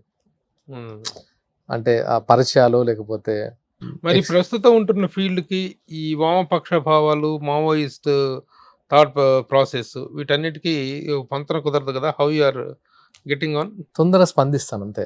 అంటే అది ఏ భావజాలం నేను చెప్పలేను, కానీ రైటా రాంగా అంటే కైండ్నెస్ కొంచెం తొందర రియాక్ట్ అవుతా. అది నా ఒరిజినల్ క్యారెక్టర్. కళ్యాణ్ గారి కోసం అంటే ఓన్లీ బికాస్ ఆఫ్ కళ్యాణ్ గారి కోసం నాకు ఎందుకో ఈయన ఫైటింగ్కి మనమంతా ఏం చేయొచ్చు అలా జనసేనలో తప్పితే నేను ఇప్పుడు వెంటనే పోటీ చేసి ఏదో అయిపోవాలని కాదు. తన కోసం మన ఏ రకంగా తనకి హెల్ప్ అవ్వగలము. ఇప్పుడు ఏ విధంగా హెల్ప్ అవ్వాలని నిర్ణయించుకున్నారు? ఇప్పుడు ఏపీ ఎలక్షన్స్, ఎందుకంటే తెలంగాణ కంటే జనసేన ఏపీలోనే ఒక main party and key role, అది అందరికి తెలిసిందే. డెఫినెట్గా నా తరపు నుంచి ఎస్పెషల్లీ కళ్యాణ్ గారు నాకు ఇచ్చింది ఏంటంటే ప్రచార కార్యదర్శి Telangana and Andhra. So to campaign ఆయన భావజాలాన్ని జనాలకు తీసుకెళ్ళడం, జనసేన సిద్ధాంతాలని జనాలకి చెప్పడం. Active participant in Janasena. Active అంటే అదే మరి ఈ మధ్య కాలంలో ఎక్కడ వినలేదు. మరి అక్కడ పొలిటికల్ హీప్ ఏంటంటే ఇప్పుడున్న సిచ్యువేషన్ లో ఇప్పుడు ఏంటంటే క్యాండిడేట్ సెలక్షన్ ఏంటి ప్రచార కార్యదర్శి అంటే బోల్డంత పని పడేట్టు. మేము వెళ్తుంటాం, వెళ్ళి కలుస్తుంటాం, అన్ని జరుగుతుంది. అంటే బయటికి రివీల్ అవ్వలేము, కానీ వెళ్ళి కలవడాలు అన్ని జరుగుతుంది. 1 month అదే ప్రచార కార్యదర్శి అంటే. ముందు అసలు స్పోక్స్ మెన్ గా మాట్లాడాలి కదా, ఎక్కడ మాట్లాడుతున్నట్టు కనిపిస్తలేదు కదా. స్పోక్స్ పర్సన్ వేరు, స్పోక్స్ పర్సన్ వేరు, స్పోక్స్ డిజైనర్. అంటే ఏంటంటే మాకు కూడా ఏంటంటే సార్, అంటే కొన్ని లిమిటేషన్స్ ఉంటాయి. ఎప్పుడు మాట్లాడాలి, ఎక్కడ మాట్లాడాలి, ఎలా మాట్లాడాలి, అంటే మనకంటూ ఒక కొన్ని ఉంటాయి. ఆ టైం బట్టి మాట్లాడాలి. ఎప్పుడు పడితే మాట్లాడితే దానికి వాల్యూ ఉండదు. ఏంటి జనసేన విజయ అవకాశాలు ఎలా ఉన్నాయి సార్? డెఫినెట్ గా దానికంటే ముందు నాకు ఒక సమాధానం. ప్రచార కార్యదర్శి పదవి అనేటువంటిది యువర్ ఆఫర్డా, అడిగారా? లేదు, అసలు పవన్ కళ్యాణ్ గారే ఆఫర్ చేశారు. కళ్యాణ్ గారు ఆఫర్ చేశారు. నేను అసలు ఏది అడగలేదు అసలు. అది కూడా ఏంటంటే అదొక ప్రోటోకాల్. అది నేను ఎప్పుడు అంటే కళ్యాణ్ గారు తన డెసిషనే ప్రచార కార్యదర్శి, నేను ఎప్పుడు ఏది అడగలేదు. దాంట్లో కూడా తెలంగాణ ఉంది, తెలంగాణ ఆంధ్ర డివిజన్ వేరుగా ఉన్నాయి, వేరు ఉంటాయి. తెలంగాణకి మాత్రం నేను మాట్లాడాను. తెలంగాణ టైంలో నేను అగ్రెసివ్గా ఉన్నాను. ఆంధ్రాకి వచ్చేసరికి చాలా మంది ఉంటారు, అంటే చాలా మంది ఉన్నారు. So that's participating. ఎలా ఉంది ఇప్పుడు తెలంగాణ ఆంధ్రప్రదేశ్లో ఎన్నికల పరిస్థితి? అంటే ఒక ప్రచార కార్యదర్శి హోదాలో ఒక జన సైనికుడుగా వాట్ ఆర్ యువర్ ఎక్స్పెక్టేషన్స్?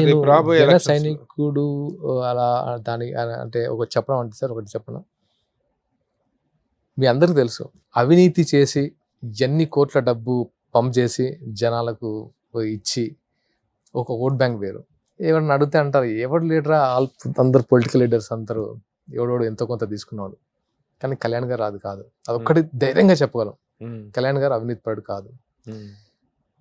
నేను ఒక ఇన్సిడెంట్ చెప్తాను సార్. నేను మా ఫాదర్ అంటే రైతులది అందరూ మాట్లాడతారు కదా, రైతులది అందరూ మాట్లాడతారు. కళ్యాణ్ గారికి ఎందుకు ఓటేయాలో ఒకటి చెప్తాను. నేను ఒకసారి మా ఇంటికి వెళ్ళాను, మా అమ్మ పేరెంట్స్ దగ్గరికి వెళ్ళాను. పేరెంట్స్ దగ్గరికి వెళ్ళినప్పుడు మా ఫాదర్ ఫుల్ ఉరుములు గిరుములు పడుతున్నాయి. మా ఫాదర్ ఇలా బయటికి వెళ్ళి ఆలోచిస్తున్నాడు, ఇలా చాలా సైలెంట్గా ఉన్నాడు. నేను వస్తే ఎగ్జైట్ అవుతాడు, కూర్చుంటాం, చాలా సెలబ్రేట్ చేసుకుంటాం. అలా ఏంటి చూస్తున్నాడు, ఎంత సైలెంట్గా. ఏంటి మా మదర్ని అడిగా, ఏంటి మా ఎందుకంత సైలెంట్గా ఉన్నారు ఆయన ఏంటి అంటే, లేదు వర్షం వస్తుంది, ఇప్పుడు పంట కోసే టైము, వర్షం వస్తే మొత్తం స్పాయిల్ అంటే అయిపోతుంది, మొత్తం నోటికాడ ఊడిపోతుంది అంటే. నేను అరే ఇప్పుడు మనము అప్పటికి ఇక్కడ టెలివిజన్లో ఎస్టాబ్లిష్ అయిన బిజినెస్ పెట్టాం, కన్స్ట్రక్షన్ అంతా, అంటే మనకి ఏమవుద్ది పోతే అన్న ఫీలింగ్లో మనం ఉంటాం. నేను అడిగాను, ఏనన్నా ఇది దీని గురించి అంత టెన్షన్ తీసుకుంటావు, అయితే అయిపోయింది, మనం ఏం చేస్తాం, మన చేతుల్లో లేదు కదా అంటే ఆయన ఆలోచించి, మనకంటే పర్లేదు మరి హాఫ్ ఎకరము ఉన్న పరిస్థితి కౌలు రైతులు లైఫ్ అర్థం కాదురా, ఇన్ని చేసేస్తారు, లాస్ట్కి వచ్చేసరికి ఇది ఎవరు వల్ల కాదు, వర్షం వల్ల ఇదంతా స్పాయిల్ అవుతుంది అంటే. కాసేపు నేను కొంచెం కరెక్టే కదా అనిపించింది. నెక్స్ట్ అక్కడ నుంచి బయలుదేరాను.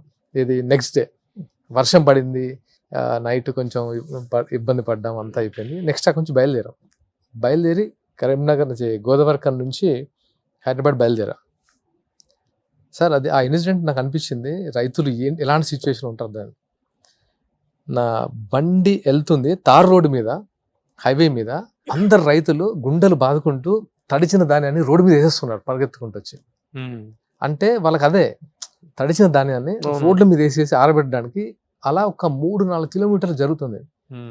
అందరిలో ఏడుపులు, అంటే ఎలాంటి ఏడుపులు అంటే ఇక ఒక 3-4 కిలోమీటర్స్ గుండెలు బాదుకుని, అబ్బా అసలు వీళ్ళ లైఫ్ నిజంగా, అంటే మనం ఉన్న పొజిషన్ వేరు, వీళ్ళ లైఫ్ వేరు అసలు. ఆ తర్వాత అనిపించింది ఏంటంటే, ఒకసారి కౌలు రైతులకి స్వంతం అని పవన్ కళ్యాణ్ గారు ఇచ్చారు. నాకు ఆ ఇన్సిడెంట్ గుర్తొచ్చింది, అరే ఈయన మామూలు కాదు అసలు. ఇలా రైతుల పరిస్థితిని అర్థం చేసుకుని గవర్నమెంట్ అనేది ఏ రేంజ్లో స్పందిస్తుందో ఏదో పక్కన పెడితే ఓన్గా, సో అలా తన మీద తెలియకుండానే నాకు ఒక అభిమానము. దాంతో పాటు అంటే నేను సినిమాలు చూసి కళ్యాణ్ గారికి అభిమానం కాదండి, తన ఆశయాల వల్ల తన మీద అభిమానం వచ్చింది. అలా ఒక్క ఇన్సిడెంట్ ఏంటి సార్, నువ్వు ఎక్కడ ప్రాబ్లం వచ్చిన ప్రతి ప్లేస్లో ఆయన ఉంటారు. గవర్నమెంట్ కంటే ముందు ఆయన ఉంటాడు, ఆయనే గవర్నమెంట్ అయితే. కానీ ప్రస్తుతం చూస్తే కూటమి అభ్యర్థుల మధ్య ఇది లేని కారణంగా కూటమిలో వచ్చిన సీట్ల సంఖ్య తక్కువ, 24 తీసుకుని మళ్ళీ దాంట్లోంచి 3 రిటర్న్ ఇచ్చేసి 21 సీట్లతో ఆయన ఉన్నాడు. అలాగే 2 అసెంబ్లీ సీట్లు, పార్లమెంట్ సీట్లు, ఈ మాత్రానికే పరిమితం అయ్యాడు. ఆ విషయంలో జన సైనికులు చాలా అసంతృప్తితో ఉన్నారు. ఒకటే అడుగుతాను సార్, ఆయన ఎవరి కోసం చేస్తున్నారు సార్? ఆయన చేసే సాక్రిఫైస్ అంతా రాష్ట్రం బాగుండాలని, రాష్ట్ర ప్రయోజనాల కోసం చేస్తున్నాడు. కానీ నేను సీట్లు గీట్లు ఇవన్నీ కాదు సార్. అరే ఇదంతా ఆయన ఎందుకోసం చేస్తున్నాడు, దేనికోసం చేస్తున్నాడు? ఆయనకు పొత్తు పెట్టుకోవాల్సిన అవసరం ఏంటి? బీజేపీని పొత్తులోకి లాగాల్సిన అవసరం ఏంటి? అంత తీసుకోవాల్సిన అవసరం దేని గురించి? ఆయన సీఎం కావడానికి కాదు కదా సార్. బీజేపీని పొత్తులోకి లాగటం వల్ల దీనికి ఆయన సీట్లో కూర్చోడానికి కాదు కదా. గవర్నమెంట్ ఫామ్ అవుతే జనాలకు సంథింగ్ చేయాలనే ఉద్దేశం తప్పితే ఆయన కోసం అయితే కాదు. నేను దాన్ని అయితే కన్సిడర్ చేస్తాను. అదే జగన్ లేని ప్రభుత్వం కావాలనేటువంటి దాని ఆశయం, దానికోసం వర్క్ చేస్తున్నాను చాలా సందర్భంలో ఓపెన్గా చెప్పారు. అది ఓకే. ఇప్పుడు ఆ జగన్ లేకుండా చేసే అవకాశాలు ఏమాత్రం ఉన్నాయి అనేటువంటిది అడుగుతున్నాను. ఇంకొంచెం టైం అవుతే గానీ ప్రాపర్ గా ఎలక్షన్ ఎలా జరుగుతుందో చెప్పగలం. ఈ కూటమిలో సీట్ల సర్దుబాటు తర్వాత, సీట్ల అలాట్మెంట్ తర్వాత ఏర్పడినటువంటి అసంతృప్తి అనేటువంటిది ఇప్పుడు కూటమికి విజయ అవకాశాలను చాలా దెబ్బతీస్తుంది. 1-2 జరుగుతుంటాయి, దాన్ని అన్ని ప్లేసుల్లో కన్సిడర్ చేయడం కరెక్ట్ కాదు. 1-2 చోట్ల అన్ని ప్లేస్లో జరుగుతుంది. ఎప్పుడైనా జరిగింది. ప్రచారంలో సిద్ధం సభలతోటి ప్రచారంలో జగన్ దూసుకుపోతున్నాడు, దడ పుట్టిస్తున్నాడు కూటమికి అనేటువంటిది ఒక ఇది ఏర్పడింది. ఎంతవరకు నిజం? దీన్ని ఏకీభవిస్తారు. ఎవరి స్ట్రాటజీ వాళ్ళ సార్. అంటే వాళ్ళకి ఎప్పుడు ప్రత్యర్థి అయినా సరే వాళ్ళు ఎలా ఫైట్ చేయాలో వాళ్ళకి తెలుసు. బట్ ఫైనల్ గా జనాలు ఎవరికి ఓటేయాలనుకుంటున్నారో వాళ్ళ మనసులో ఉంటుంది. మనం ఎంతైనా చేస్తాం సార్, ఎంతైనా ఇప్పుడు అంతేందుకు సార్, ఇక్కడ టీఆర్ఎస్ గవర్నమెంట్ ఉంది, ఇది మాట్లాడకూడదేమో కదా సార్. అంటే నాకు అనిపించింది, నేను కాంగ్రెస్ పక్షాన కానీ టీఆర్ఎస్ పక్షాన కానీ బీజేపీ పక్షాన చెప్పట్లేదు, ఈ రేంజ్ లో ఎక్స్పెక్ట్ అయితే చేయలేదు టీఆర్ఎస్ ప్రభుత్వాన్ని ఇప్పుడున్న సిచ్యువేషన్ అయితే ఎక్స్పెక్ట్ చేయలేదు. మీరు ఎక్స్పెక్ట్ చేశారు సార్ అంత? So anything can happen. జనాల్లో జడ్జిమెంట్ ఎలా ఉంటుందో ఎప్పుడు గెస్ కూడా చేయలేదు సార్. అందరూ ఏదో చెప్తుంటారు, అది వాళ్ళ మనసులో ఉంటుంది. ఓటు వేసిన తర్వాత వాళ్ళకు వెపన్, వాళ్ళకు ఆయుధం ఉంది, ఆ ఓటు అనేది. సార్ అయ్యో మీకేస్తారు అంటారు, ఆయన కాదంటారు, రేపు పొద్దున ఆయనకేస్తారేమో. ఎందుకంటే వాళ్ళకు ఉంటాయి, వాళ్ళకి పథకాలు పోతేనో భయమో, లేకపోతే ఇప్పుడే మాట్లాడితే నా మీద కక్ష కడతాడో. ఇప్పుడు కాపు సామాజిక వర్గం మొత్తం కూడాను పవన్ కళ్యాణ్ గారు వెంట నడుస్తుంది ఉంది అనేటువంటి కాన్ఫిడెన్స్ ఉందా? నేను అంటే కళ్యాణ్ గారు ఒక కాపు సామాజిక వర్గానికి చెందిన వ్యక్తి మాత్రం కాదు సార్. ఆయన ఎప్పుడు ఒక కులానికి సంబంధించిన వ్యక్తి అయితే కాదు. ఉన్నా ఉండపోయినా ఆయన అందరి మనిషి. ఆయన అందరి కోసం చేశాడు, ఒక కులం కోసం కాదు, అన్ని కులాల కోసం ఆయన ప్రయత్నం చేశాడు. అన్ని కులాలని ఒకే రకంగా చూస్తాడు. ఆయన కులానికి మాత్రం లాగదు. కాపులను తీసుకెళ్లి కమ్మ వాళ్ళ కాళ్ళ దగ్గర పడేస్తున్నాడు పవన్ కళ్యాణ్ అని ముద్రగడ లాంటి వ్యక్తి చేస్తున్నటువంటి ప్రచారం. ముద్రగడ గానీ కొంతమంది కాపులకి ఇచ్చారు అనుకోండి సార్, కాపుల మీదే ఇట్లా దృష్టి పెట్టారు అనుకోండి, ఈయన కులానికి సంబంధించిన వ్యక్తి అంటారు, వీళ్ళే అంటారుగా. ఇప్పుడు ఓన్లీ కాపులు గంట కడతారు. లేదు అన్ని కులాలు మావే అంటే కాపులను తీసుకెళ్లి అక్కడ పడేస్తారు, ఇక్కడ పడేస్తారు అంటారు. ఇది మాట్లాడడానికి నాలుగు ఎటంటే మాట్లాడుతుంది. దానికి ఆ మనిషి ఏంటి కావాలి మనకు, ఆ మనిషి ఏంటి. ఫస్ట్ కళ్యాణ్ గారు, పవన్ కళ్యాణ్ అనే వ్యక్తి ఏంటి అది తెలుసుకుంటే ఆటోమేటిక్గా వీటన్నిటికి ఆన్సర్ దొరుకుతాయని నా అభిప్రాయం. ముద్రగడ పద్మనాభం లాంటి వ్యక్తి పవన్ కళ్యాణ్ మీద చేస్తుంటుంటే, ఒక ముద్రగడ పద్మనాభం కాదు, ఇటు హరిరామజోగి గారు ఒక కాపు సామాజిక వర్గానికి ఈ సమయంలో అండగా నిలవాల్సినటువంటి ఇద్దరు కాపు సామాజిక వర్గ పెద్దలు పవన్ కళ్యాణ్ దూరం పెట్టడం వెనుక, పవన్ కళ్యాణ్ మీద రివర్స్ అవ్వటం వెనుక కారణం ఏంటనుకుంటున్నారు? వాళ్ళ స్ట్రాటజీ ఏంటి? వాళ్ళ దాడి వెనుక ఉన్నటువంటి ఆంతర్యం ఏంటని? వీళ్ళ గురించి నేను నెగిటివ్ కామెంట్ చేయట్లేదు. అంటే ఇప్పుడు నేనేం మాట్లాడినా నెగిటివ్ అనిపిస్తుంది, కానీ నేను ఒకటే అంటే కళ్యాణ్ గారిని అర్థం చేసుకొని ఉంటే బాగుండేది అనిపించింది అంతే.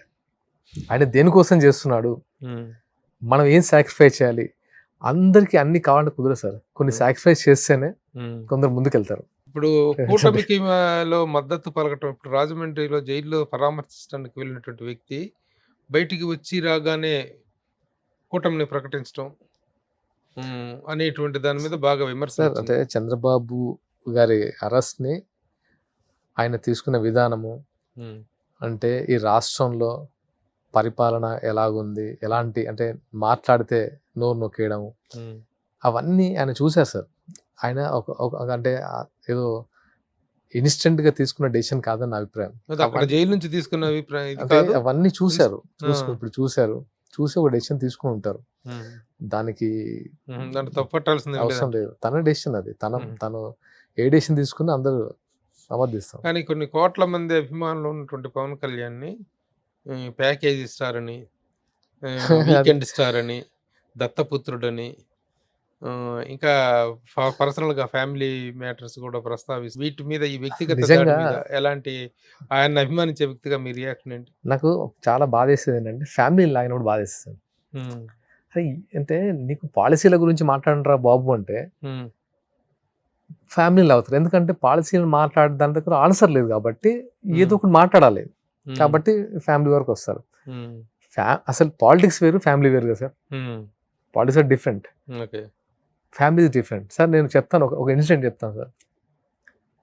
చిన్నప్పటి నుంచి చూశాను సార్, నక్సలైట్ల మధ్య పోలీసుల మధ్య, పోలీసులు కోసం నక్సలైట్లు మందుపాతలు పెట్టి చాలా చేశారు. అప్పుడు బాధపడ్డాం. నక్సలైట్లను రోడ్ల మీద చంపినప్పుడు బాధపడ్డాం. కానీ ఏ రోజు వాళ్ళు ధర్మం తప్పలేదు సార్, ఫ్యామిలీ జోలికి రాలేదు. అంటే అక్కడ జరిగింది ఏంటి సార్, ధర్మ యుద్ధం. ఏ రోజు పోలీస్ ఫ్యామిలీల వైఫ్స్ వాళ్ళకి వెళ్ళి మదర్ మీదకి వెళ్ళి అటాక్ చేయలేదు ఎప్పుడు ఏ కమ్యూనిజం. పోలీస్ వాళ్ళు కూడా సేమ్ టైం వెళ్ళి హస్బెండ్ దొరకపోతే వైఫ్ని తీసుకెళ్ళి అరెస్ట్ చేసిన రోజు లేవు సార్. మాటలు కూడా మాట్లాడలేదు అసలు యాక్చువల్గా. అలాంటిది ఇక్కడ కొంచెం డిఫరెంట్ అంటే డిఫరెంట్ కల్చర్ అనిపించింది నాకు. ఇలా మాట్లాడతారేంటి అసలు ఫ్యామిలీ అసలు కొన్ని వింటే కొంతమంది మాట్లాడేది వింటే చాలా డిస్టర్బ్ అయిపోతాం. ఆయన గురించి మాట్లాడాల్సిన మాటలు కాదు అది. అంటే నేను అంటే కొంచెం ఎక్స్ప్రెస్ చేస్తే నేను మాట తూలుతానేమో అని కంట్రోల్గా మాట్లాడుతున్నాను అంతే. అంటే లేకపోతే చాలా బాధగా ఆవేశం అంటే కొంచెం కంట్రోల్ చేసుకోవాల్సి వస్తుంది. ఎందుకంటే నేను మాట్లాడేది ఇంటర్వ్యూస్ ఇచ్చేసి తక్కువ. ఈ టైంలో నేను మళ్ళీ బర్స్ట్ అయ్యి ఏదో మాట్లాడుతున్నాను అనుకోవడం నాకు ఇష్టం ఉండదు. అంటే ఏం చేస్తారు మీరు? ఎందుకు అది కాదు, చేయలేదు? రేపటి రోజున మళ్ళీ అధికారంలోకి అంటూ వైఎస్ఆర్సీపీ వస్తే ఒక్కొక్కళ్ళని ఆ. వేటాడి కొడతారనేటువంటి ఇదిని క్రియేట్ చేస్తున్నారు అవతల.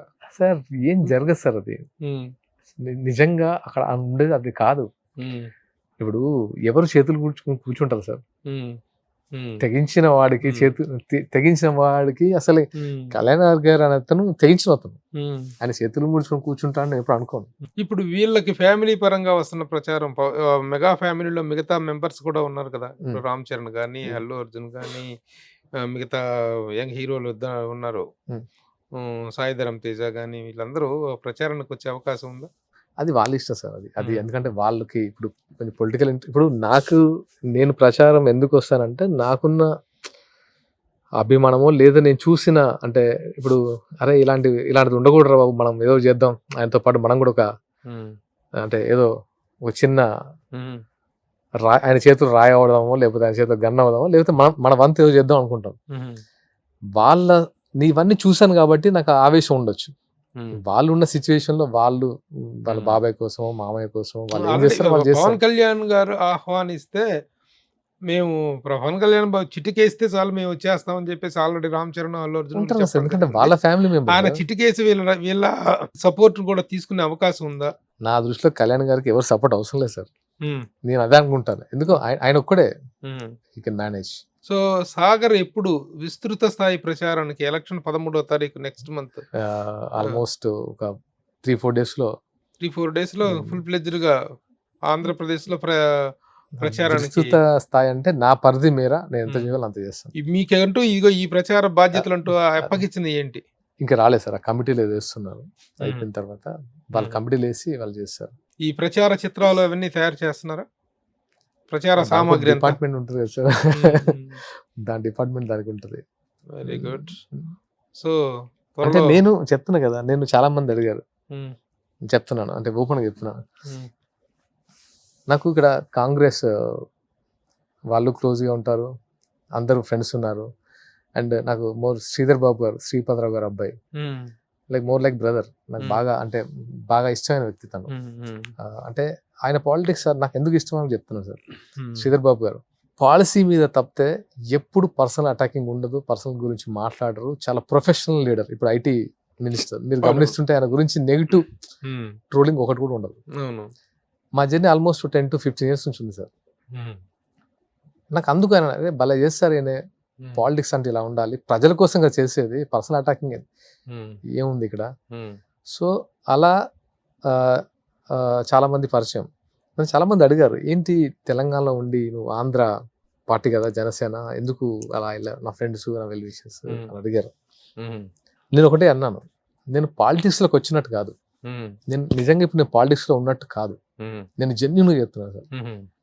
కళ్యాణ్ గారి మీద ఇష్టంతో, కళ్యాణ్ గారి మీద అభిమానంతో తనకు ఒక జర్నీ విత్ అంతే. దానికోసం వెళ్ళాలనుకున్నా తప్ప పాలిటిక్స్లో ఎంటర్ అయ్యేది కాదు. పాలిటిక్స్లోకి ఎంటర్ అవ్వాలంటే ఫస్ట్ చాలా తెలుసుకునే ప్రయత్నంలో ఉన్నాం. పవన్ కళ్యాణ్ కూడా వీళ్ళతో అదే అంటారంట, రామ్ చరణ్తో కానీ అల్లు అర్జున్ వీళ్ళందరితో కూడాను ముందు తెలుసుకొని దిగండి, తెలుసుకోవాలి. వితౌట్ నోయింగ్ ద డెప్త్స్ ఒక సపోర్ట్ కోసం అని చెప్పేసి కాదు. ఎగ్జాక్ట్లీ చెప్తారంట. ఇది తెలుసుకోకుండా ఏది పడితే అది మాట్లాడేసి మనకు అన్ని తెలుసు అనుకోవడము, అన్ని రకాల అన్ని అంటే దీన్ని అనుభవిస్తేనే తెలుస్తుంది సార్ దీంట్లో ఉన్న ప్రాబ్లమ్స్. అక్కడ కూటమి అధికారంలోకి వస్తే సాగర్ ఏదైనా మంచి ఆఫర్, ఆ ఎక్స్పెక్టేషన్స్ ఏమీ లేవు సార్ నాకు. అసలు ఎక్స్పెక్టేషన్స్ లేవు. చెప్తున్నా కదా సార్, నేను జస్ట్ ఆయన ముందు అభిమానంతోనే ముందుకెళ్తాను. నీకేమైనా బెదిరింపు కాల్స్ కానీ వస్తున్నాయి పవన్ కళ్యాణ్ దాంట్లో పార్టీలో చేరటం వల్ల ఒక యాక్టర్ అయిన తర్వాత అలాంటి అటువైపు బెదిరింపు నుంచి కాల్స్ రాలేదు, బెదిరిస్తే భయపడేది లేదు. నేను చూసిన దాంట్లో అసలు నాకు బెదిరించేవాడే లేడు. మాట్లాడటం చాలా స్లోగా మాట్లాడుతున్నా కానీ థాట్స్ మాత్రం చాలా షార్ప్ గా ఉన్నాయి. అంటే very good, feeling very happy, sparing lot of time. Thank you sir, thank you so much. TV serials గురించి, సినిమాల గురించి, ఎంట్రీ గురించి, నేను- మెగాస్టార్ గురించి, అంజనమ్మ గారి గురించి, పవన్ లాస్ట్ కళ్యాణ్- కూడా చెప్పారు సార్. అంటే నేను క్యారెక్టర్ చెప్తున్నాను, అంటే ఇప్పుడు ఇది ఎండ్ చేయాలనుకున్నాను. నా స్కూలింగ్ ఎలా ఉండదంటే సార్, ఉమ్. అంటే ఇది చాలా అంటే ఆ స్కూలింగ్ నుంచి వచ్చినటువంటి ఇది కనిపిస్తుంది. అదేంటి ఇది? చిన్మయ విద్యాలయం. చిన్మయ విద్యాలయం. మాకు ఎలా ఉండదంటే సార్, ఉమ్. స్టడీస్ కంటే ఎక్కువ క్యారెక్టర్ మీద ఫోకస్ చేసేవాళ్ళు. ఉమ్. పొద్దున్నే మాకు ఆ పేట్రైటిక్ సాంగ్స్ ఉమ్. జనగణమన నుంచి స్టార్ట్ చేసి ఉమ్. మధ్యాహ్నం గురు బ్రహ్మ గురు విష్ణు బ్రహ్మ ఇవన్నీ శ్లోకాలు. అండ్ మాకు ఎగ్జామ్ ఎలా ఉంటుంది తెలుసు సార్, ఒక పెద్ద హాల్లో ఉమ్. ఒక 500 మెంబర్స్కి ఒకేసారి ఎగ్జామ్ కండక్ట్ చేస్తారు. ఉమ్.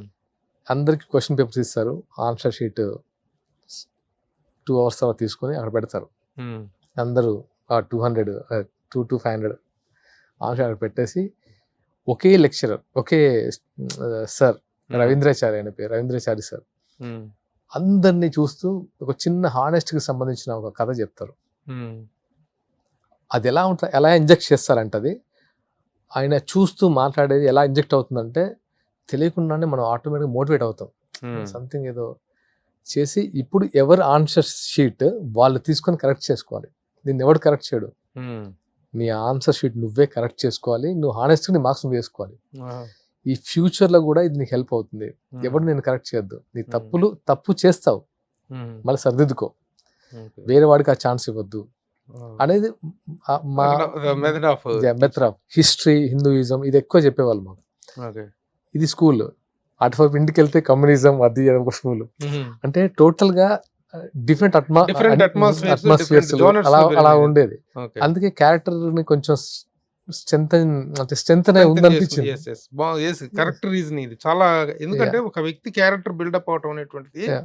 ఆ హానెస్టీ గానీ, హిస్టరీ పట్ల గానీ, చరిత్ర పట్ల గానీ ఒక కన్సర్న్ ఫీల్ అవటం, ఆ ఏజ్ లో పట్ల ఒక ఇది అవటం. ఆ చిన్న ఏజ్ లో మోటివేషన్ ఎలా ఉండేదంటే చాలా స్ట్రాంగ్ గా ఉండేది.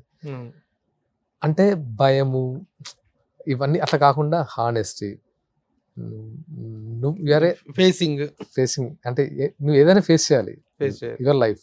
Very good. అలా మాకు బాగా అంటే అందరు నాతో నేనే కాదు, నా ఫ్రెండ్స్ కూడా ఉన్నారు. మేము మాట్లాడుకుంటాం, మన స్కూల్ మనకు బాగా నేర్పిందిరా, మన స్కూల్ మనకి చాలా మంచి అంటే చాలా బాగా ఇచ్చింది, చాలా మంచి. యాక్చువల్ గా మనం పరీక్షలు రాస్తే ఎవరో స్పాట్ వాల్యుయేషన్ చేస్తారు. Your spot valuation for your Yeah. Subject, for your So- papers, for your writings, for your works Exactly. అనేది ఇట్స్ గొప్ప self checking. Self checking. So అలాంటి వాతావరణంలో చదువుకొని వచ్చావు కాబట్టి చిన్నప్పుడు చిరంజీవి గారి అభిమానిగా అల్లర్లు చేసి టీవీలు పగలగొట్టి కేసులు నమోదైనా సరే మళ్ళీ సినిమానందలోకి వచ్చి ఒక క్యారెక్టర్ బిల్డప్. మనం నమ్మేది ధర్మ ప్రకారం వెళ్తే అన్ని సెట్ అవుతాయని ఒక నమ్మకం, అంతే. అది బాగా నేర్పిన. ఏదో ఫోటో వేసి సెలవు అయితే చెప్పగానే మాట్లాడావు చిరంజీవి గారు. నేను ఫస్ట్ మాటలు రాలేదు. నేను కళ్యాణ్ గారి దగ్గర హ్యాపీగా మాట్లాడేసాను, లైక్ ఆయన ఒక అన్నలాగా అన్న మాట్లాడతాం. కానీ చిరంజీవి గారిని ఫస్ట్ టైం చూసిన తర్వాత నాకు మాటలు లేవు. అంటే ఎందుకు గుర్తొచ్చంటే నేను ఆ రోజు పద్మవిభూషణ్ వచ్చిన రోజు చిరంజీవి గారి ఇంట్లో చూశాను కదా నేను. అవును అవును నువ్వు చిరంజీవి గారితో మాట్లాడేమో, ఆయనతోటి నేను వచ్చాను సార్. అయ్యావే అనుకున్నాను. నేను వచ్చిన తర్వాత ఓన్లీ దండేసి దండం పెట్టేసి వచ్చేసావు. నేను ఒక 2 times అటు ఇటు తిరుగుతున్నాను ఎలా ఫేస్ చేయాలని. అంటే ఆయన అక్కడ కూర్చోన్నారు, నేను వెళ్తూ ఉన్నప్పుడు అన్ని రికలెక్షన్స్. ఈయన కోసం ఎంత కొట్టుకున్నాం, అసలు ఒక స్టాప్ కూడా పడింది, అసలు మెస్ అంతా ధ్వంసమైంది, సస్పెండ్ అయ్యాము, చెల్లా చెదర అయిపోయాము, ఆ 1 year అసలు ఎట్లా గొడవలు పడ్డాము అని. అక్కడ నుంచి ఎలా డెస్టినీ మళ్ళీ అంజనమ్మ గారు, తర్వాత కళ్యాణ్ గారు వెళ్ళిన తర్వాత అలా ఉన్నారు. తర్వాత నాకు ఎక్కువ ఇలా సాగర్ నువ్వని తెలుసా చెప్తున్నారు వాళ్ళు. అంతేగాని అంజనమ్మ గారికి చాలా పెట్టని గాని, పవన్ కళ్యాణ్ గారితో ఒక జర్నీ ఉందని కానీ చిరంజీవి గారికి తెలుసో తెలియదు కూడా తెలియదు. వేరే వాళ్ళు చెప్తున్నారు సార్ అంటే చిరంజీవి గారి దగ్గర చాలా మంది ఉన్నారు అప్పుడు ఆ రోజు. ఎక్కువ టైం స్పెండ్ చేసే సిచ్యువేషన్ లో లేరు. వచ్చాం కదా. నేను అలా వెళ్ళేసి షాలో కప్పేసి ఇచ్చేసాను, ఇలా చూస్తున్నారు. నేను అనుకుంటాను, అప్పుడు దగ్గర తీసుకున్నారు, ఇంకేం చెప్పలేదు, ఓన్లీ మౌనం. అంటే అంటారు కదా, మౌనంగా ఉండిపోయాం. కలిసాను సార్ అంటే ఓకే, వెరీ గుడ్. సురేఖమ్మ గారితో ఉంది. సురేఖమ్మ గారు నాకు ఆల్రెడీ నాకు అవార్డ్స్ కూడా ఇచ్చారు. సురేఖమ్మ గారు అండ్ అనిల్మ గారు ఇది మొగల్ రేకుల్లో వచ్చి ఓకే, అప్పుడు పరిచయం. Okay, okay. సో ఆయన ఈ చిరంజీవి గారితోనే ఎందుకో ఎప్పుడు అది ఎవరి మీద అభిమానం చూసుకుంటూ పెరిగావు, ఎవరి మీద అభిమానంతో అంటే he's like కేసులో sir, ఇరుక్కున్నావా ఎన్ని? sir, అసలు ఆయన బట్ ఆయన వచ్చేటప్పుడు ఇన్ఎక్స్ప్రెసివ్ అయిపోయి మాట్లాడలేకపోయి. సార్ నేను యాక్చువల్గా కాపీ చేశానండి. నాకు యాక్టింగ్ అనేది మొగల్ రేకుల్లో నేను చాలా మంది అన్నారు, చిరంజీవి గారిని ఇంప్రెడ్ చేస్తున్న ఈ అబ్బాయి అనేవాళ్ళు. నాకు వేరే తెలియదు. చిరంజీవి గారిని ఒక యాక్టర్ గా చిరంజీవి గారి దగ్గర నుంచి తీసుకోవడం తప్పితే నాకు వేరే తెలియదు. ఈవెన్ నేను మున్నా క్యారెక్టర్ చేసింది కూడా చాలా మంది తెలియదు, ఇప్పుడు కూడా చెప్పలేదు ఎవరికి. మీ ముందు చెప్తున్నాను. రౌడీ ఎల్లుడు ఒక మూవీ ఉంది. ఆ మూవీలో ఆటో జాన్ క్యారెక్టర్ ని ఇమిటేట్ చేశాను. అంటే అది ఫాలో చేశాను. అది వర్కౌట్ అయింది, చాలా పెద్ద హిట్ మున్నా క్యారెక్టర్. అంటే ఇది అంతా ఒక డాట్ కలిసేనంటే ఎక్కడో ఆయన కోసం ఫైట్ చేసుకొని తిప్పలు పడి అదంతా తర్వాత ఇండస్ట్రీకి వచ్చి తర్వాత వాళ్ళ ఇంట్లో ఒక ఇంట్లో ఒక ఇంపార్టెంట్ పర్సన్ అంజనమ్మ గారికి మోస్ట్ వాంటెడ్ బెస్టెడ్ అయిన వాడిగా ఉన్నావు. Very good, congratulations. At the same time రేపు 100 రిలీజ్ కి త్వరలో దగ్గరకు వస్తుంది కదా. All the best. Thank you. ముందు ముందు ఫిలిమిన్స్ లో కూడా అంత స్ట్రాంగెస్ట్ క్యారెక్టర్స్ తో ఎస్టాబ్లిష్ అవ్వాలని ఆశిస్తూ 100 ఎత్తుకి 100 days ఆడాలని కోరుకుంటూ all the best. Me support నిజంగా మర్చిపోలేదండి.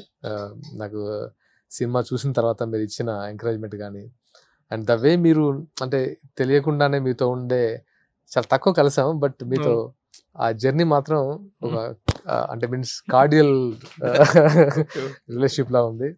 Thank you so much sir. Okay, all the best. Thank you sir. Suman టీవీలో మీ పర్సనల్ అండ్ బిజినెస్ ప్రమోషన్స్ కోసం కింది నెంబర్కి కాంటాక్ట్ చేయండి.